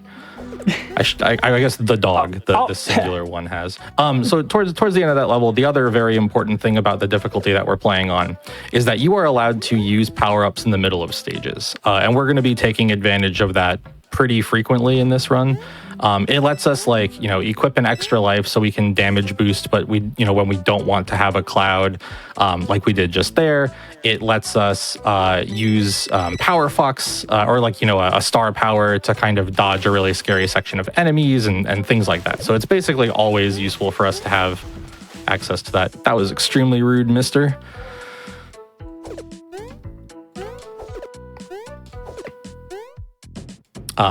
So 2-3 here is a pretty straightforward level. Ideally, what we would want to do is get a slope jump that carries us all the way to the end here. But it's a little tough sometimes because, as you saw, those Kappa will give you the hands. Literally, they will grab you and drag you into whatever is below them. Usually spikes in water. Sometimes there's no spikes, but it's still water. Sometimes it's lava, but we'll get to that. Yeah, they do try to get in our way, and I guess today they've getting a little bit lucky. But Nice. Here we see the second ghost house, and we could see a lot more of our friends, the ghosts. Now here, what Bo is going to do is take advantage of a trick where if you get pressed into the wall, you can get your cloud, but you can kind of ride inside the collision of the wall, so you can skip a lot of the platforming sections. And the cloud's on a pretty tight timer, so Bo has the route timed pretty tightly to hit this first cycle through the whole thing. And we'll get through here, and there's going to be a big run up to the top, and then we're going to pop out right at the end. Nice. Yeah, if you those cycles are very tight. Getting crunched into the wall so that the game doesn't soft lock, it kind of just gives you no clip, which is extremely helpful. But all of the cycles in that room are very, very tight, and if you miss time getting smushed into the wall, you will fall. The game does try to prevent you from getting squished because it assumes, as most games would, that getting squished is not the thing that you're trying to do. So if you're even a little bit slow, it will kind of just push you out so you don't get squished, which then of course makes you fall down and you lose a bunch of time. And so we don't want to do that. That's slow. So here we're fighting our first time fighting our mentor, Aaron. Aaron is Kiri's sword instructor, and if you play the game for yourself, you can see that Kiri's in a bit of trouble, and Aaron's been instructed to come and apprehend her. And whenever Aaron meets Kiri, she says, "I have to take you in. I have to stop you here. I'm going to be using a new move.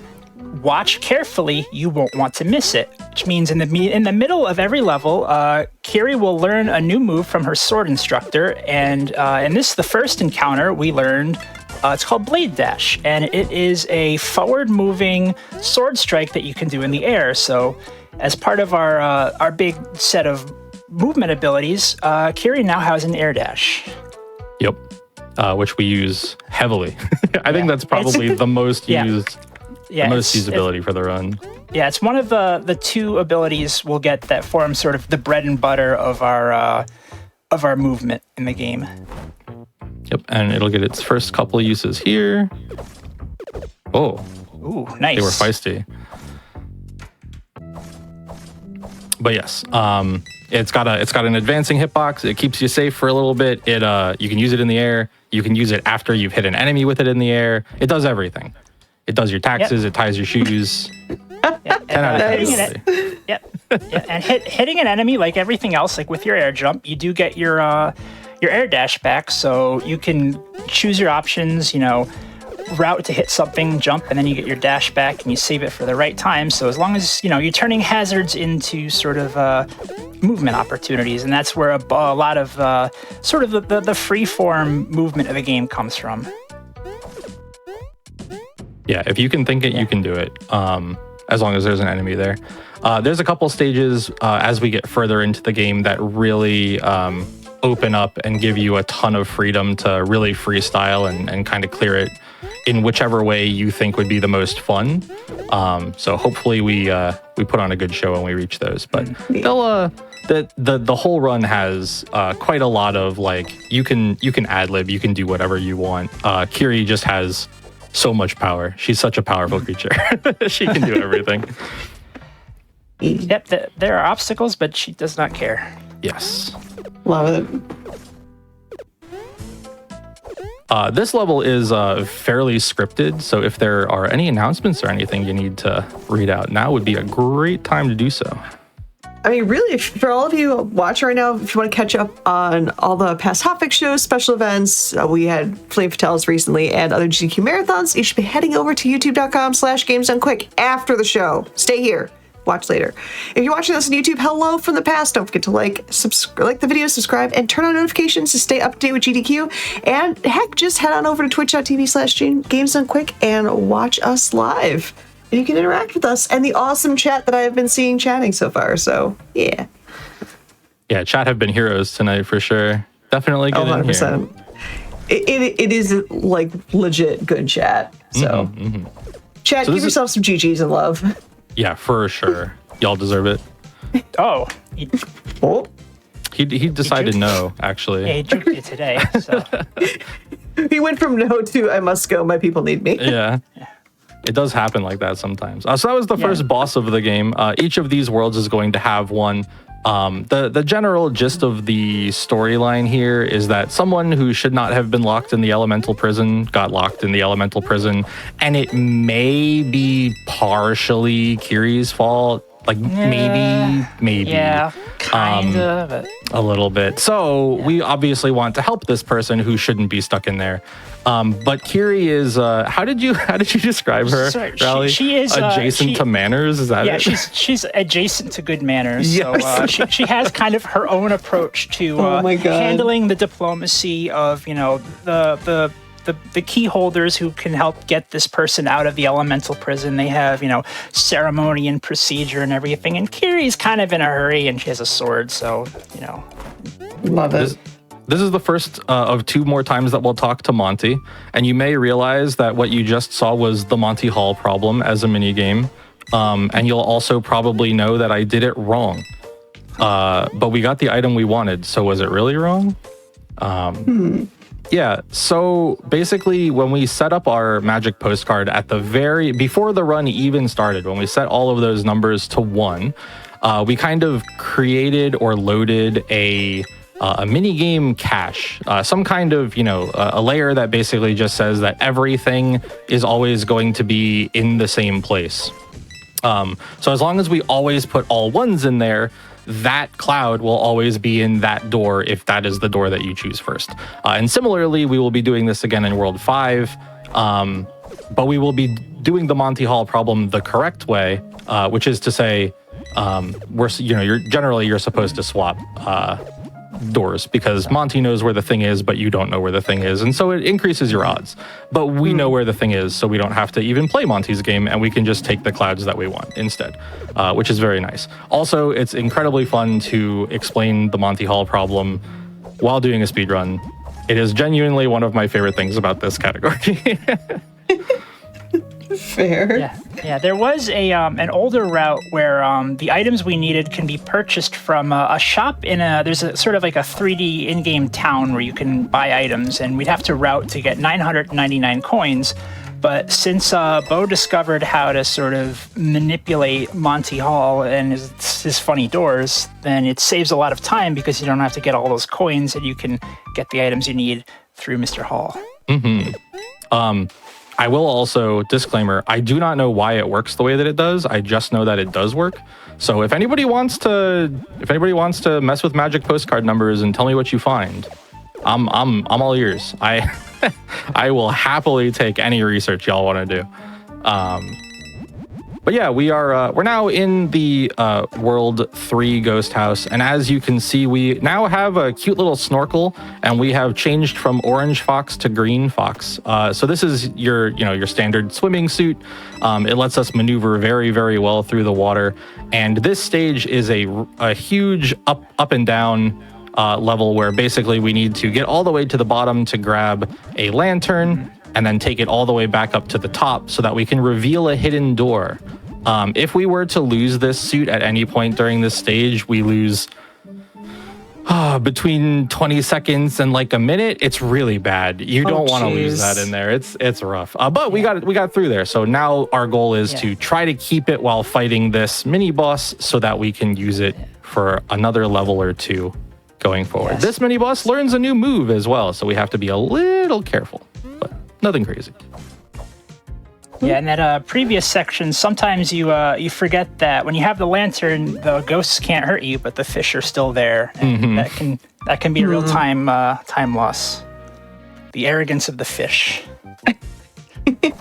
And now here we are fighting our instructor, Erin, again, and she's confronted us here in the water world. And again, she's she attempts to show us a new move, but after you get access to the first move, Blade Dash, if you get into a certain proximity and perform the move, you're performing it the same way she did, so you move in the same direction as her at the same speed, and she can't hit you. And Bo does a little bit of AI manipulation. Ooh, very good dogs today.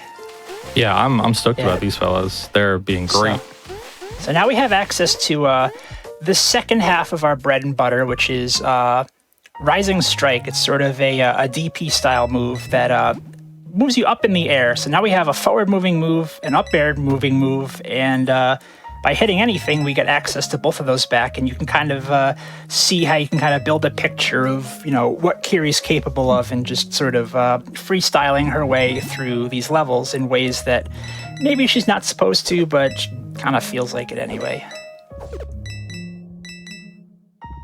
Every time I see this game, like, the graphics are, I'm blown away. Like, I'm just kind of vibing here with what I'm seeing. Don't mind me. Oh yeah, no. You're dead on. Everything in this game is gorgeous. One of my favorite things about it is how it looks. It is, it's so charming on basically every level. Okay, well, we now have a little ways to go before this suit becomes not useful to us anymore. We want to get through this first screen here basically as quickly as we can. We're going to be doing a bit of a climb on the other side of this. And in order to do that, we're going to be taking a little damage and dying as well. Oh, no, I want to go the other way. No, the other way. There we go. There we go. So this is going to be the first of a couple of neat levels where our goal is just to ascend as quickly as possible. So we're going to be just trying to use all of our movement together. That was really clean. We didn't have to die either, which is lovely. We want to use basically everything that we have. So we want to use the upward slash to get us up a little further, the wall kicks to propel us even farther up, etc., etc. Moving in this game is just so cool. Okay, chat room, we are approaching your mandated hydration break. You're gonna have about 10 seconds, 15 seconds? Yep, it's just the water levels mandatory. Get a sip of water, stay hydrated. Yep, everybody get your water. I've got my water. Make sure you're all good to go. We've got a couple seconds still. Don't worry, I'm playing the game for real. Okay, we made it. Excellent job, everybody. And now we're moving on to the World 3 boss, which is another very cool fight casually that you are not going to experience because we have a sword. Yep, the boss has one way of trying to fight you, but Kiri has a sword, so she sort of just cuts to the chase. You will notice a theme a lot of the times when we say that something is really cool, it immediately becomes invalidated because Kiri has a sword. That's kind of the category. It's it's accurate for basically every situation. The game's fun, but Kiri's a little bit more fun. I love Kiri. She's the best. Okay. So now we're into World 4. World 4 is the ice world. There are actually ice physics and things that you have to care about, or we would, except, say it with me, everybody, Kiri has a sword. That's right. We don't have to be on the ground a lot because we can just keep refreshing our horizontal movement option in the air as long as we can find enemies to do so. So so this is another one of these vertical climb sections. Like we mentioned earlier, how we said that using the good cloud is a little bit faster than moving vertically. These levels are an exception, and they're a really good showcase of Kiri's movement and just, you know, what she can kind of do, and like hitting a really good ascent on these levels just looks so cool. Yeah, that was what we made wild watching. Yeah, that was a clean one. And now for my favorite level in the game. It's not my favorite level in the game. Yeah, Kiri's sword cannot carve a path through this level other than the one that is designated for her. And I know that Bo has been trying everything and looking for everything, just trying to find a way to save a couple frames or skip some of this, but they cannot. This is one funny little goblin puzzle that has kept Kiri in check. And if you are interested in this game at all and you want to pick it up, if you can find a way to save time on this level, then I think I would definitely like to hear about it. Because, I will forever be in your debt if you can break that level. 4-3 is my white whale. I need to find a way to deal with it, and I cannot. Oh, the dogs. This has been phenomenal dog luck. I think we must be getting that corgi dog power. You know, yeah, that's gotta be it. Yeah. Okay, so remember when I said that we were going to be seeing a level that plays with the lamps in a really cool way? This is it. Yeah. So the way this level works is, you see there's two halves of it. One half is pitch black, and the other one has sort of a map of where everything is. All the blocks on one side correspond to the other side. So this level's sort of a moving platform block jumping puzzle where you have to look to the right while controlling to the left. And in the first playthrough, you play as that funny purple fox we saw at the beginning who does not have a sword, and she has to navigate this normally, but Kiri, in her infinite wisdom, brought a sword, so she can kind of wall jump and fly up a lot of it, but it is still dark, and you do still have to look at the other side of the screen. Yeah, the Yuzi route does use the cloud a decent bit because there are a couple of skeletons in there. But for Kiri, it is actually just faster to try to ascend by doing all of the sword stuff basically all the time. And that was an impressive ascent. Thank you. That level is very fun to execute when you have a sword. It's really difficult when you don't. Fair. Yep, now here we see our instructor Erin again, and she's going to give us a new move, which is dive kick. So this one doesn't get used quite as much as the air dash or the DP, but it's still really useful. You can descend quickly underwater, and you can touch the ground again if you're doing a lot of your like flying aerial movement. There's a couple spots where dive kicking to get back to the ground quickly will save you a couple frames. So it's useful, but it's not exactly part of the bread and butter. Okay. We should be all good to get through here now. So this 4-5 is pretty neat, but it is a lot of up and down, and they kind of want you to really navigate the water as well as possible. So for us, that means we're not going to navigate the water because that's slow, and we are instead going to just take those very nice shortcuts that they gave us that only required one hit. Very, very cool. Yeah, one of the, I think it's one of the differences we hadn't really touched on at all is the way Kiri works compared to the Purple Fox is Purple Fox starts off a level and she could take 2 hits. Kiri starts and she can only take 1 hit. But if she finds an onigiri, then her little fox carries it, and that's how she can take 2 hits. But here we have been challenged to a race by a friendly ghost. And this ghost, in the interest of fairness, we've decided that the ghost is intangible, but we're not. So we're going to take advantage of this clipping into the wall from being squished like we did way back in that other ghost house. And we're going to become intangible as well. So it's not cheating, it's evening the odds. Yeah, we're just making it fair. What we could do... That's valid. So what we do is we actually get ahead of the auto-scroller and just say GG's. Nice. Yeah, just skip the auto-scroller by going through it. Yeah. It's really cool. It saves 20 seconds also, which is really handy. And you can do it with both foxes. You can do it with purple fox and orange fox. So 40 seconds of time save over the course of the run. Pretty good. Yeah, so this level is... normally it's meant to be the superstar run where you kind of get there's invincibility power-ups in all of the boxes, and normally on the first playthrough you have to go through and hit all the invincibilities and time everything just right. But Kiri having the ability to fly means that she is able to... Oh, it was beautifully done. Just go through the whole... I finally got it. Yeah, you just go through the whole course, and you don't need to engage with the invincibility at all. You actually get an achievement if you can find a way to beat that level without using invincibility. And, I'm going to give you a little hint, but you can also find your own route through there. Mm-hmm. There's plenty of ways to do it. That is another one of those stages that really... Hello?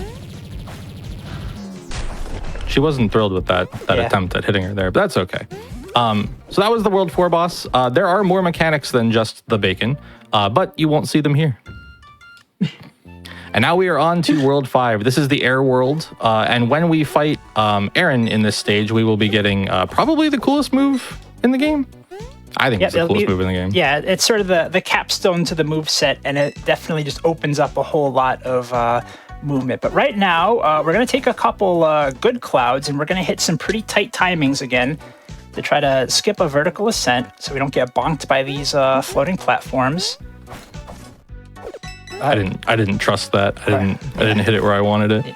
But we're all good. It's really tight, so. Okay, we're gonna try the last real slope jump of the run here. Oh, we hit the bug. Nope, unfortunate. Oh.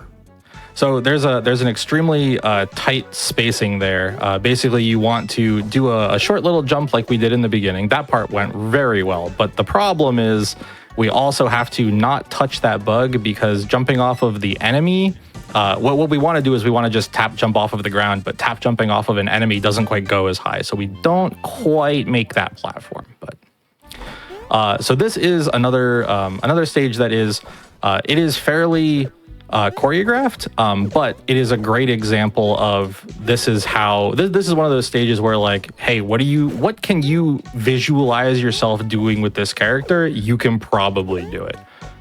Yeah, normally there's a flock of cranes and you have to ride on their back, but either fox, I think, are able to just kind of get ahead of the cranes and just finish this level. It was really well done. Thank you. Yeah, if Yuzu has the double jump, the wingsuit, then she can also skip all that. Yeah, but there's enough enemies here where you can link your movement together and, find your route, get your refreshes, and just make your way through. Mm-hmm.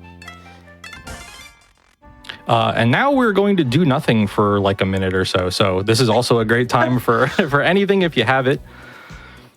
Well, I am fresh out of notifications, but yeah, just to remind everybody, if you've seen some really cool emotes and whatnot, by all means, we love, thank you for your support. If you are subbed already to the channel, subs, Prime Gaming subs, gift subs, bits, they all go and benefit Hotfix and all of the amazing shows that you see here, Express Lane right now, Hidden Heroes earlier on, and all the other shows during the rest of the week. So yeah, if you can do ad-free viewing, get your exclusive emotes, and just general access to those replays. So if worse comes to worse, it never hurts to stream or to share the Games Done Quick channel with friends and family, because again, we appreciate your support and we love getting to showcase runners and commentators like this wonderful duo here for this amazing run of Kitsune Tails. So yeah. Thank you. You're too kind. Well, right there, I just saw a great showcase. So yeah. It's been a banger of a showcase. Yeah, that That was a really nice route through that half of the level too. Thank you. Yeah, so we discovered that recently. You had the idea to try to do that without a cloud, but the route we used to do took the cloud through both sides. So we would take it through the first half, which you saw, but then we would also keep riding it through the second half, which we don't have to do anymore because Kiri has a sword, which means we can really just hop through basically everything, chain all of our cool abilities together, and it ends up saving 2 or 3 seconds, I think, over just riding the cloud. Yeah, making that section work depends on, if you look in the top right, we have the P speed is our key speed, and if you have maximum key speed, you move a bit faster both on the ground and in the air. So if we get and maintain that key speed in the beginning, then you can kind of float through the air and you get enough momentum that you could make a really important jump at the end, and that sort of makes the route possible. Yep. Without that, we would not be able to do it, and we would just have to take the cloud, which does thankfully work. But that is, we do have to take the cloud for, we have to take the cloud when we do this for Yuzu, because she does not have a sword. Doesn't really, even the double jumps you get from the wingsuit aren't quite enough to get you to the distance that you need to clear some of those jumps. So I feel like this. Oh, go ahead. Oh, go on. No, I was gonna pop a joke. So you first. Okay. Well, here we're fighting Erin for. She's doing something new. She's going to teach us a power, and she's trying to demonstrate it, which she's not very successful at because it sort of sets her up, and I think we're not sure. Oh, she got you there. She got me. Yeah. I moved a little early that time, so she had the beat on me. Yeah. Normally, I think you said like you found a way to break her AI, but you don't know why it works. Correct. Yeah. So for whatever reason, when she jumps up in the air to do the move that we're about to do, if you hit her there and then you hit her again before she fires an arrow at you, she'll just never shoot arrows again, which speeds things up. Oh, the crane! Oh, that's never happened before. That was so rude. Okay, yeah. So what you saw at the beginning of that was the newest ability that we have, which is called Spirit Rush. And Spirit Rush requires that you reach maximum speed, and then you have to press your special button, and it lets you pick a direction, one of any of the eight directions that you would normally be able to pick, and then you kind of do this big flying slash. It's really good, as you might imagine. It lets you move very quickly, it deals with enemies, and it was so good that it was nerfed. So the version that we have now is meant to well, it was nerfed before we got our hands on the game. I'll be clear that this was like a development thing. They made the decision that it was extremely good, and I back them on that 100%. It's very good. It's still very good, but we kind of we cheat a little bit during the animation where she would normally sheath her sword. If you press another button, then she doesn't sheath her sword, and you maintain your momentum. So it's kind of like a slope jump in your pocket. You get to basically just use it whenever you would like.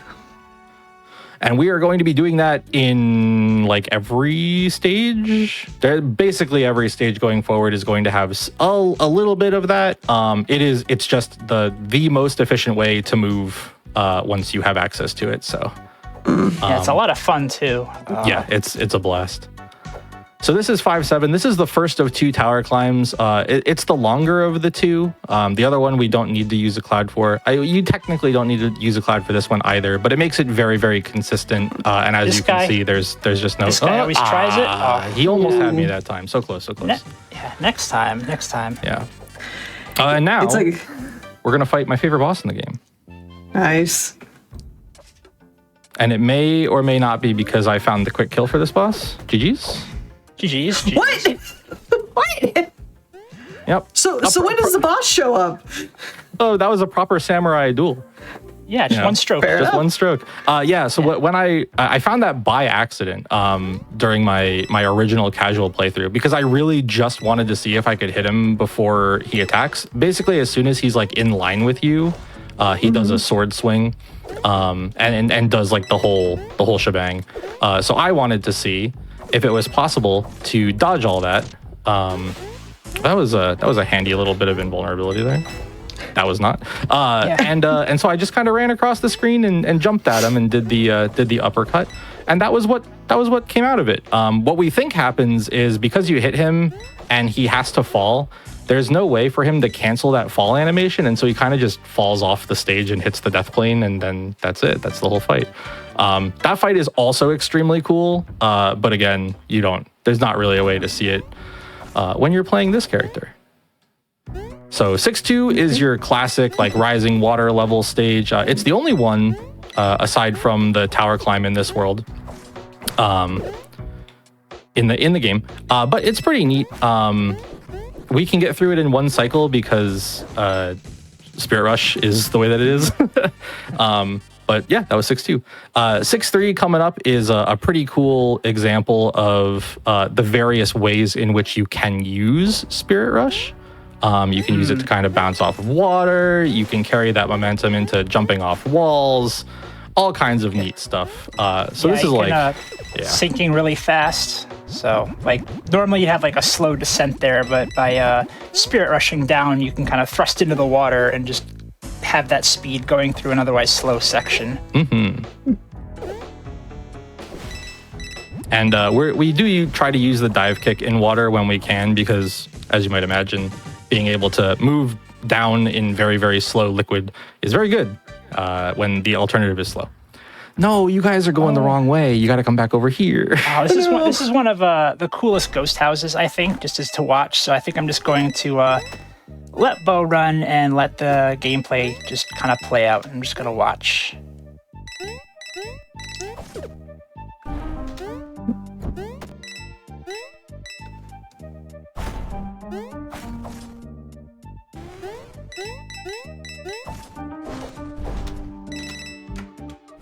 Really nice. Oh, that was clean. Yeah, there's hitting the cycles in that first screen are chef's kiss. So yeah. good. There's a block in the middle where in a casual playthrough, if you do die and you respawn at the checkpoint, the block does sort of stop you from getting the one cycle. You can only get that from the beginning. So there is like we were talking about how there's multiple difficulties, and we tend to play on the easiest one because we're taking advantage of all the tools it gives us. But there is also a challenging difficulty where when you do die, you go back to a checkpoint and you can't use items in the middle of a level. So there's multiple ways to play and kind of tailor the game to your preferences. But for our speedrunning purposes right now, it is fastest to just use all of those tools. Oh, that there almost got you. Oh, she's got your number in this one. She does. She's giving me the business. Yeah. She's showing you who the teacher still is. Yep. Right? Yes, indeed. So we unfortunately weren't able to get the AI breakage this time, but it is what it is. Okay, so this is the last really big, the last big normal stage that uses, pardon me, not slip jumps, goodness gracious, Spirit Rush cancels in this part of the game. The next one is going to be a fun boss fight, which is kind of a boss fight. It's a really unique boss fight, but it'll be at the end of this world. We are getting close to the end, chat. So remember I said before that we are going to need your help. Rude. We're going to need your help for a couple of things when we get a little further in here. So I need you to be prepared. Oh, very rude. This cat is giving me the business. All right. They saw you had a good run going in there. Yep. Classic cats. Oh, thanks for the ride, homie. Yeah. It's Okay. like so now here it's close to the end. I'm gonna wreck this. I'm gonna wreck Bo's career. Let's go. All right. That's the last of our dogs. Yes. So now there are just a couple of stages left. We're going to do a tower climb. We're going to cheat to get out of a level faster. And then we've got 2 bosses, and that'll be it, chat room. So we're getting close to the end here. Feel seeing this, it's like it makes me think that instead of carry %, this category should be carry has a sword %. You're not wrong. She does have a sword. People have been saying this. It's true. Well, her name does mean to cut. In this essay, that makes carry sense, will. Yeah. In this essay, carry will. Yeah. This is why swords are better than costumes. So we're going to go for a trick at the beginning here to avoid having to bounce on these blocks all the way down, which we were able to get. There's a very easy and not super precise setup to achieve that. But basically, we can land on the very corner of that lava block so that our bounce stops, which just gives us a lot more control as we descend there. Yeah. And so right here we're going to. Yeah, keep this a secret, everybody. Don't tell anybody that this is here. Yeah, just between us, you know. Wow, that was such a cool level. That was awesome. Yeah, amazing work. The way you handled the platforming in that last section. Oh, thank you. Yeah, I feel like that might have been one of the better runs I've had of that level. Yeah, keep that one under your hat. All right, Anyway, so this is the last zone boss of the game. Yep. It's a neat little take on a boss. That guy right there. It's a neat take on the boss where basically we are fighting the army instead of just the guy. So we're able to get through that pretty quick. And you can take an SRC all the way to the end there, which is pretty neat. But we got by the sniper that time. Everybody say hello to Yuzu. She's back. Hi, Yuzu. So now this is the final fight in the game, chat room. So there are two things that are going to happen here. The first thing is we're going to be trying to hit this orb 3 times with Yuzu, and then end up next to it. We don't have to hit it a 4th time, but we do have to get close to it. After we do that, there's going to be a cutscene that we can skip. Then we're going to cheat a lot with Kiri and then hit the orb 3 more times. At the end of that, there's going to be an unskippable cutscene. And I need everybody to tell the foxes to talk faster. We've figured out that it is somehow connected to the code, and we just need to we need all of y'all's help to get them to talk fast. The more chatters that say talk fast, the faster they talk. We don't know how it works, but it's just how it runs. So. Okay, and now we're gonna cheat, as mentioned. Yep, Kiri carves her own path. She decides that she's going to defeat the boss her own way. It's going to save a whole lot of time. I've definitely heard Kiri has a sword, so. Yes. The rocks were in an unfortunate place, but that is that. Okay, we need to spam talk faster. Talk faster. And time will be when we land on the mushroom's head. Yep, talk fast. Talk fast, little foxes. Rally, do you remember what our time was at STAT? Because I think we might be beating it. We might be beating it. As long as they talk fast. Ready and time. 45:31. I'm gonna have to look that up, but that might be a world record. Oh? Yeah. I could potentially look that up. I don't remember. I don't remember what our other time was, but that's really exciting. Kiri percent, right? Yeah, Kiri percent. So right now, the current SR or the current speedruns.com time is actually an old time. There is a better one. Okay. But I haven't uploaded it yet. Okay, yeah, because the current old time on there is 45:49. Yeah. Okay. Cool. Well, we might have gotten a world record, so that's pretty cool. GG's. Yeah. There is one more thing we need to do. We have to validate the run. Yeah. And to do this, chat room, I need you to all get ready, okay? I need you to prepare. I need you to type, but don't press enter yet. Let's go lesbians in your chat box. You will know when to press enter. We will all be saying it. But if you look really closely in the top left of the screen, you'll see that chat is on the roof. Oh. You being all sneaky up there? Hold. Almost time.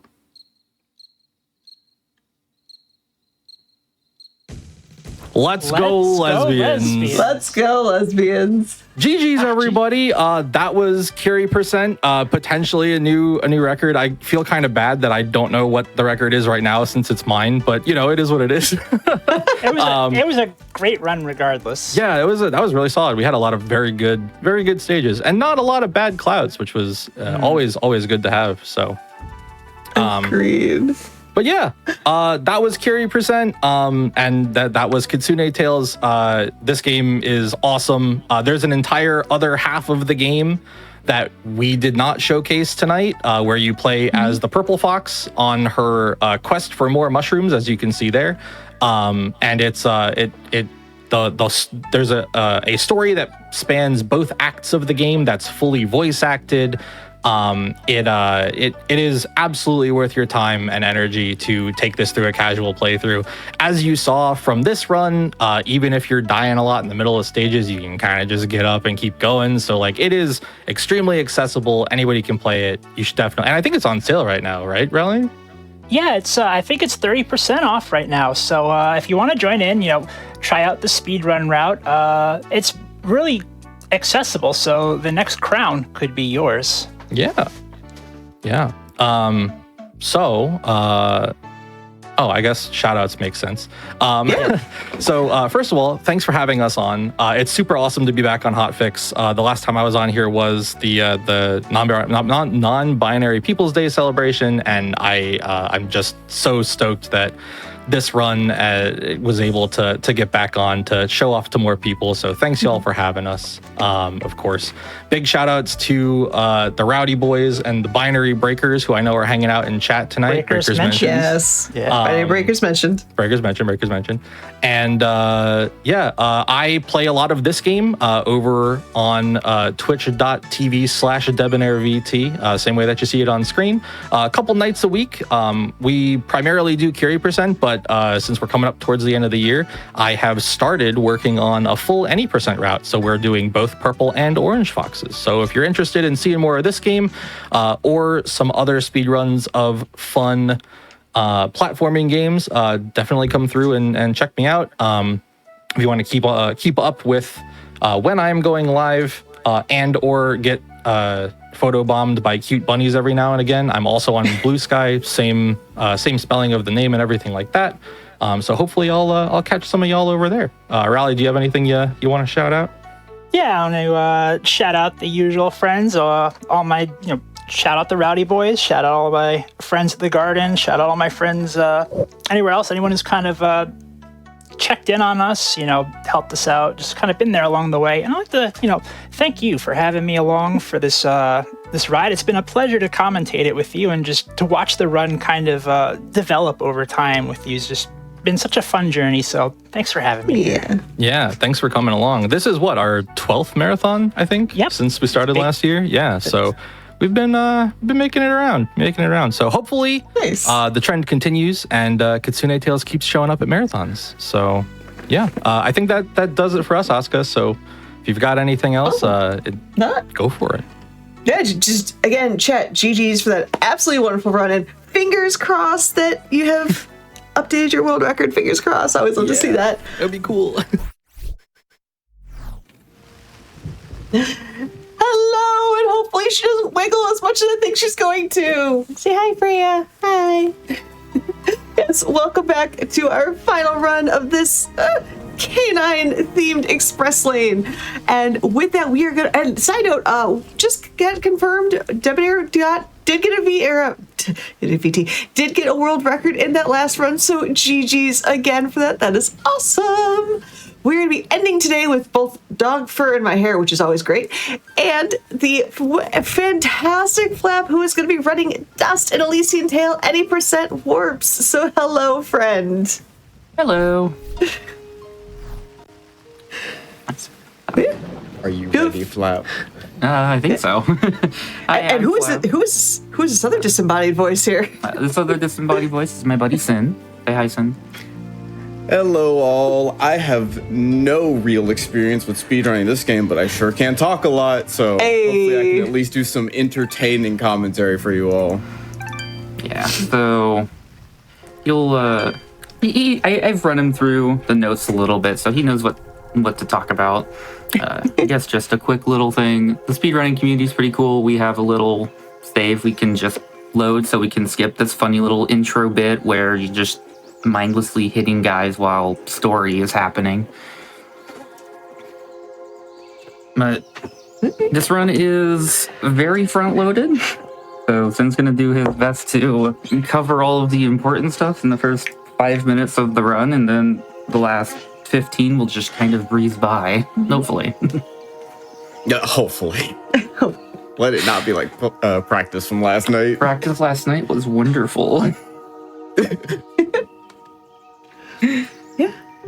Yeah, whenever you're ready to go. Yeah.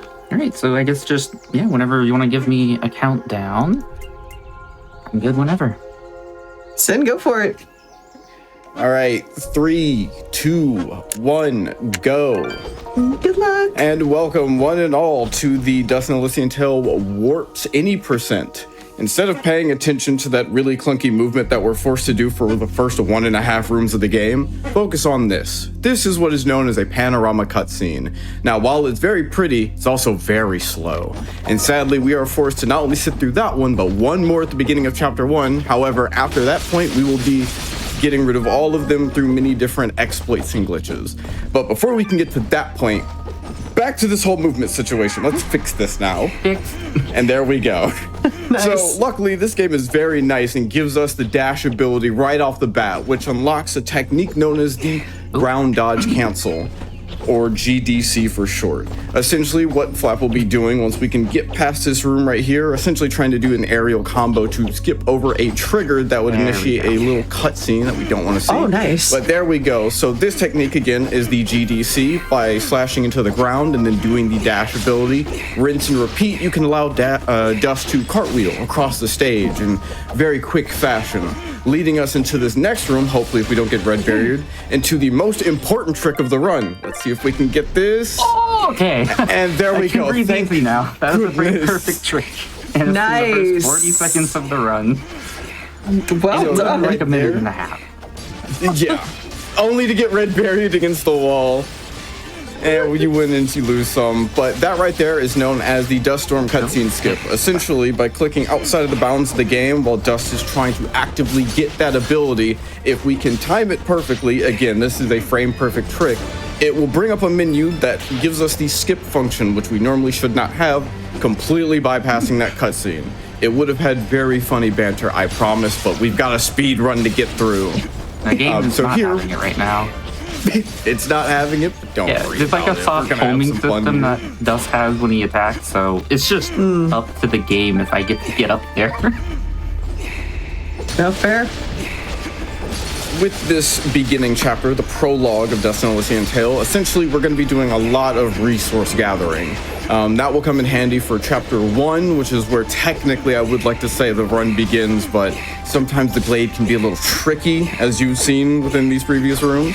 Coming up here, we are going to be getting our second of the 2 most important movement abilities in this game, known as the Aerial Dust Storm, allowing us to do in the air what we were doing on the ground.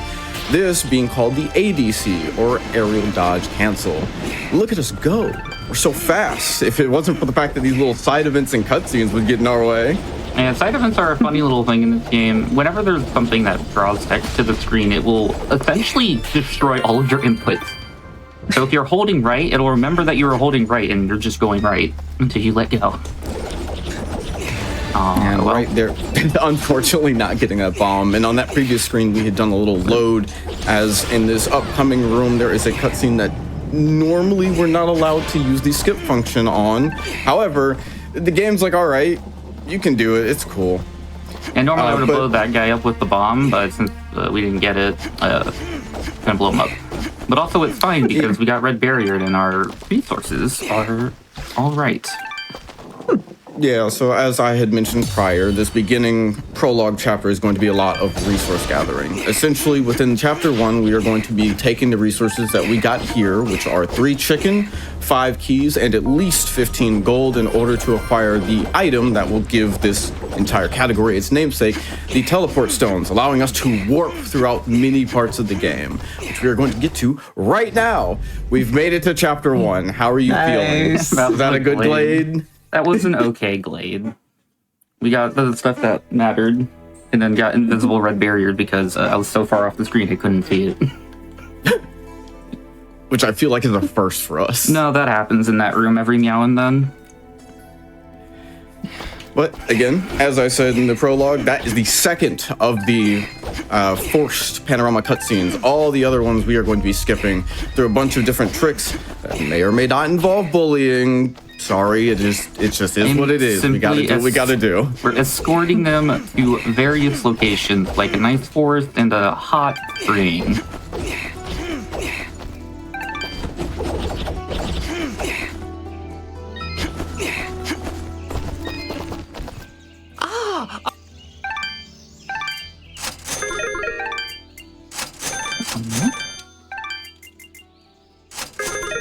Is we gotta do what we gotta do.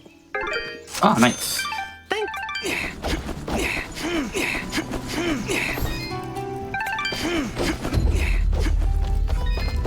Look, it simply took out a loan. That 350 at the top, that's actually negative. Oh. Oop. There we go.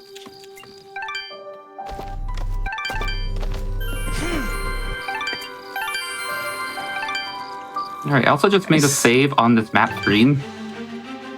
Yeah, that'll come back later. It's not important now. What is important, however, is the item that is at the top of this corridor right here. What we have worked to is known as the EFS room, or Early Flesh Sheath room. At the top of this room is a mid-game item known as the Flesh Sheath that is going to tremendously boost our power from what it is now. Up in the top left-hand corner, you can see that Dust is at a very, very crisp level 0. That means our damage is very low right now. However, with this item in tow, it will be boosted up so much more. And we need that damage. We need it now. So if you look right there, we just went from 4 attack all the way to 154. That's going to make it so much easier for us to dispatch of not only enemies, but the bosses that we will be fighting throughout this run. And for the remainder of Chapter 1, again, we are just going to be setting up a bit more for later on. As you see here, we are now going to teleport into what technically would have been the beginning of, as you see, Chapter 2. But first, we have to defeat that guy I don't like. And the reason why we have to defeat that guy I don't like is for that level up right there. The XP routing in this game is kind of tight. We want that specific level up to happen. That way we get bounced back into the loading zone, which will completely cancel out that panorama cutscene, allowing us to just traverse through Chapter 2 without too much of an issue. This chapter does not contain too much craziness. That's going to come up within the next one in Chapter 3. However, we will be getting not only our first boss fight of the run, but also a required ability known as the Slide. That, again, is going to be important next chapter. The first, technically, 3 chapters of this run kind of are there. They're just there to get your feet wet, get you used to what Dust can do. And then after that, we get to play the game. Fair. So here we are again warping into the slide room where, again, we have acquired it. As you saw back on that previous screen, what Flap was doing by rising dust storm or RDSing above in that room to then exit out, we are specifically trying to position Dust in ways to where we don't get stuck in walls when we warp, because that will happen if our positioning is off even by a bit. Yeah, we're gonna see this room a few more times throughout the run. It's very convenient to set up various exit warping. Speaking of warping, we've warped into the boss room. How could this happen? Look, Dust, the boss. Yeah, this is Lady Tepes. Yeah, she's a boss of sorts. I don't know if you could consider what she's gonna do very bossly. And by that, I mean taking all of these hits. What you see Flap performing is known as zigzagging. Essentially, by canceling a ground slash to the left and a ground slash to the right, it allows us to just shred boss health. However, we had to take a minor pause there in between our slashes as Lady Tethys' health was getting lower due to the fact that the game will just remember she needs to fight back if we don't. There we go. But with her being dispatched of, we're going to bonk our head and do a little aerial dust storm to again cancel out another panorama cutscene. Right. And now we're going to enter a section where there are just a lot of cutscenes happening.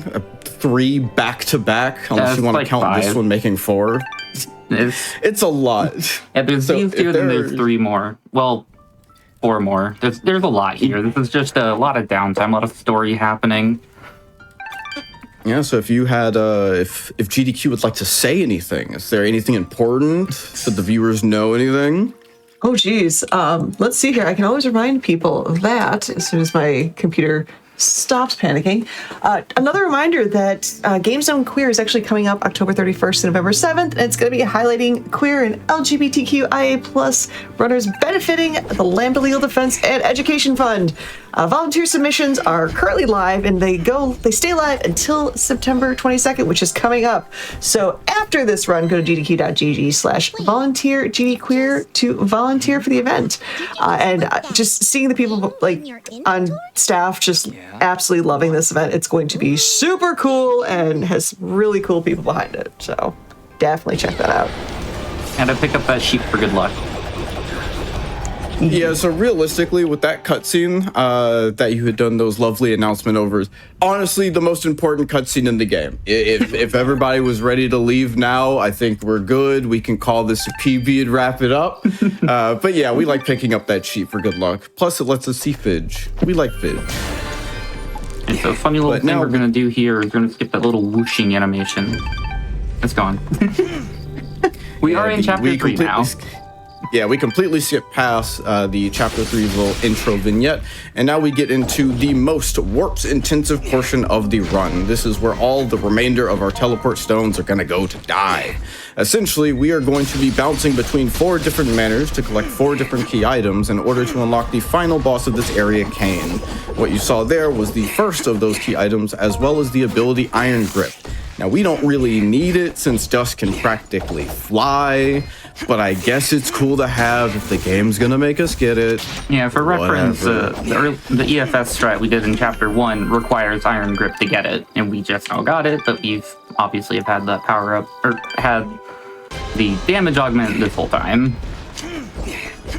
We also obviously completely circumvented the need for it. Yeah, here we are within Manor 2. Again, these Manor escapes are going to be relatively simple throughout the first 3. However, Manor 4 is where things are going to get a little tricky. So with Manor 4, we are actually going to have to unblock our escape route before actually going through the Manor. There are going to be 2 walls that need to be destroyed, one with a bomb and the other one can be destroyed by dust swings, much like these can. If we were not to destroy them before warping in there and getting our key item, upon exit, we'll just be stuck. And again, this run and all of you lovely viewers in chat will be held hostage until we get our PB. Another quick thing to mention with warp, it's kind of particular. If I didn't jump off that platform there, I would be in a wall. Yeah, again, positioning is very important for whenever Dust is doing a warp. Any miscalculations will either lead us into the void or lead us into a wall. And if you go to a map tile that is not valid, you will crash the game. Granted, this game would crash just by you breathing incorrectly. Let's be fair here. I was doing my tech check for this, and the game, for the first time ever, decided it didn't want to run.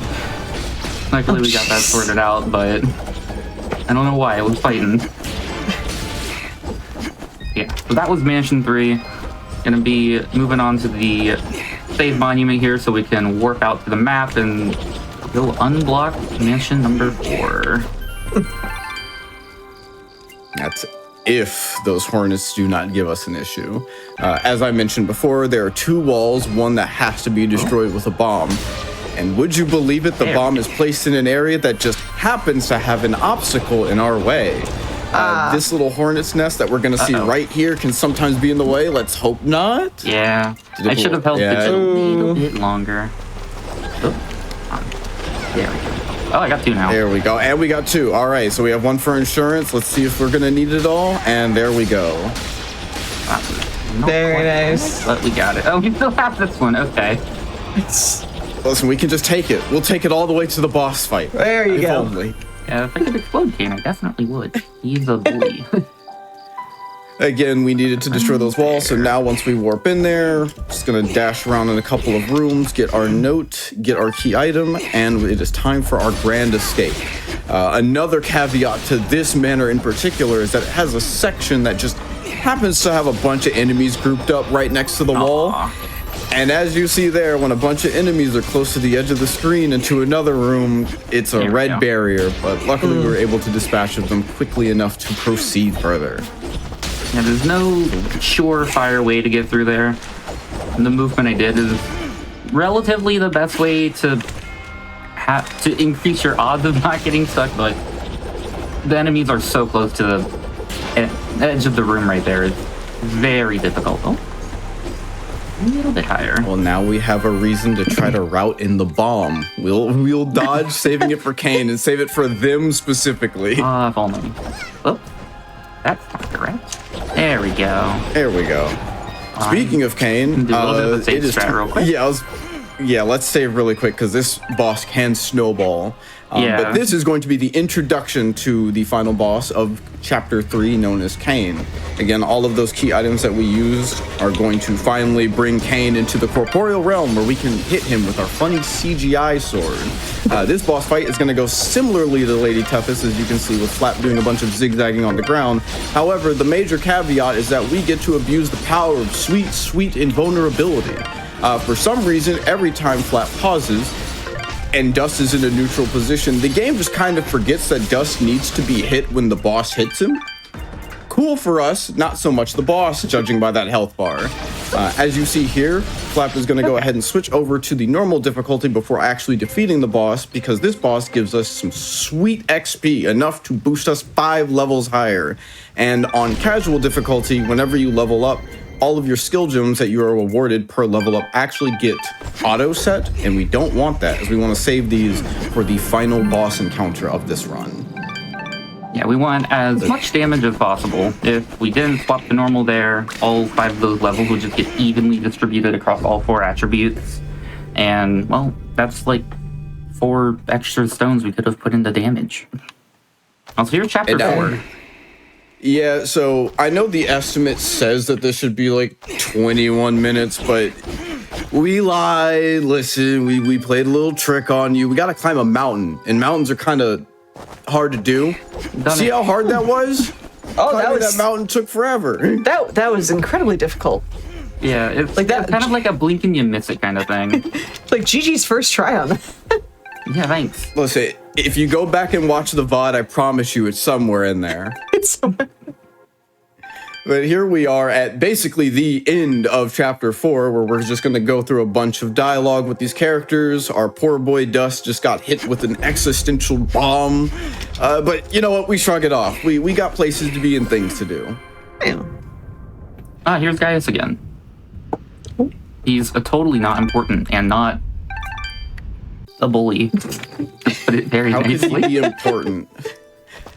All right, so here's the other aforementioned transporting NPC to another region. We're going to take this old man to the hot spring. And also Chapter 5.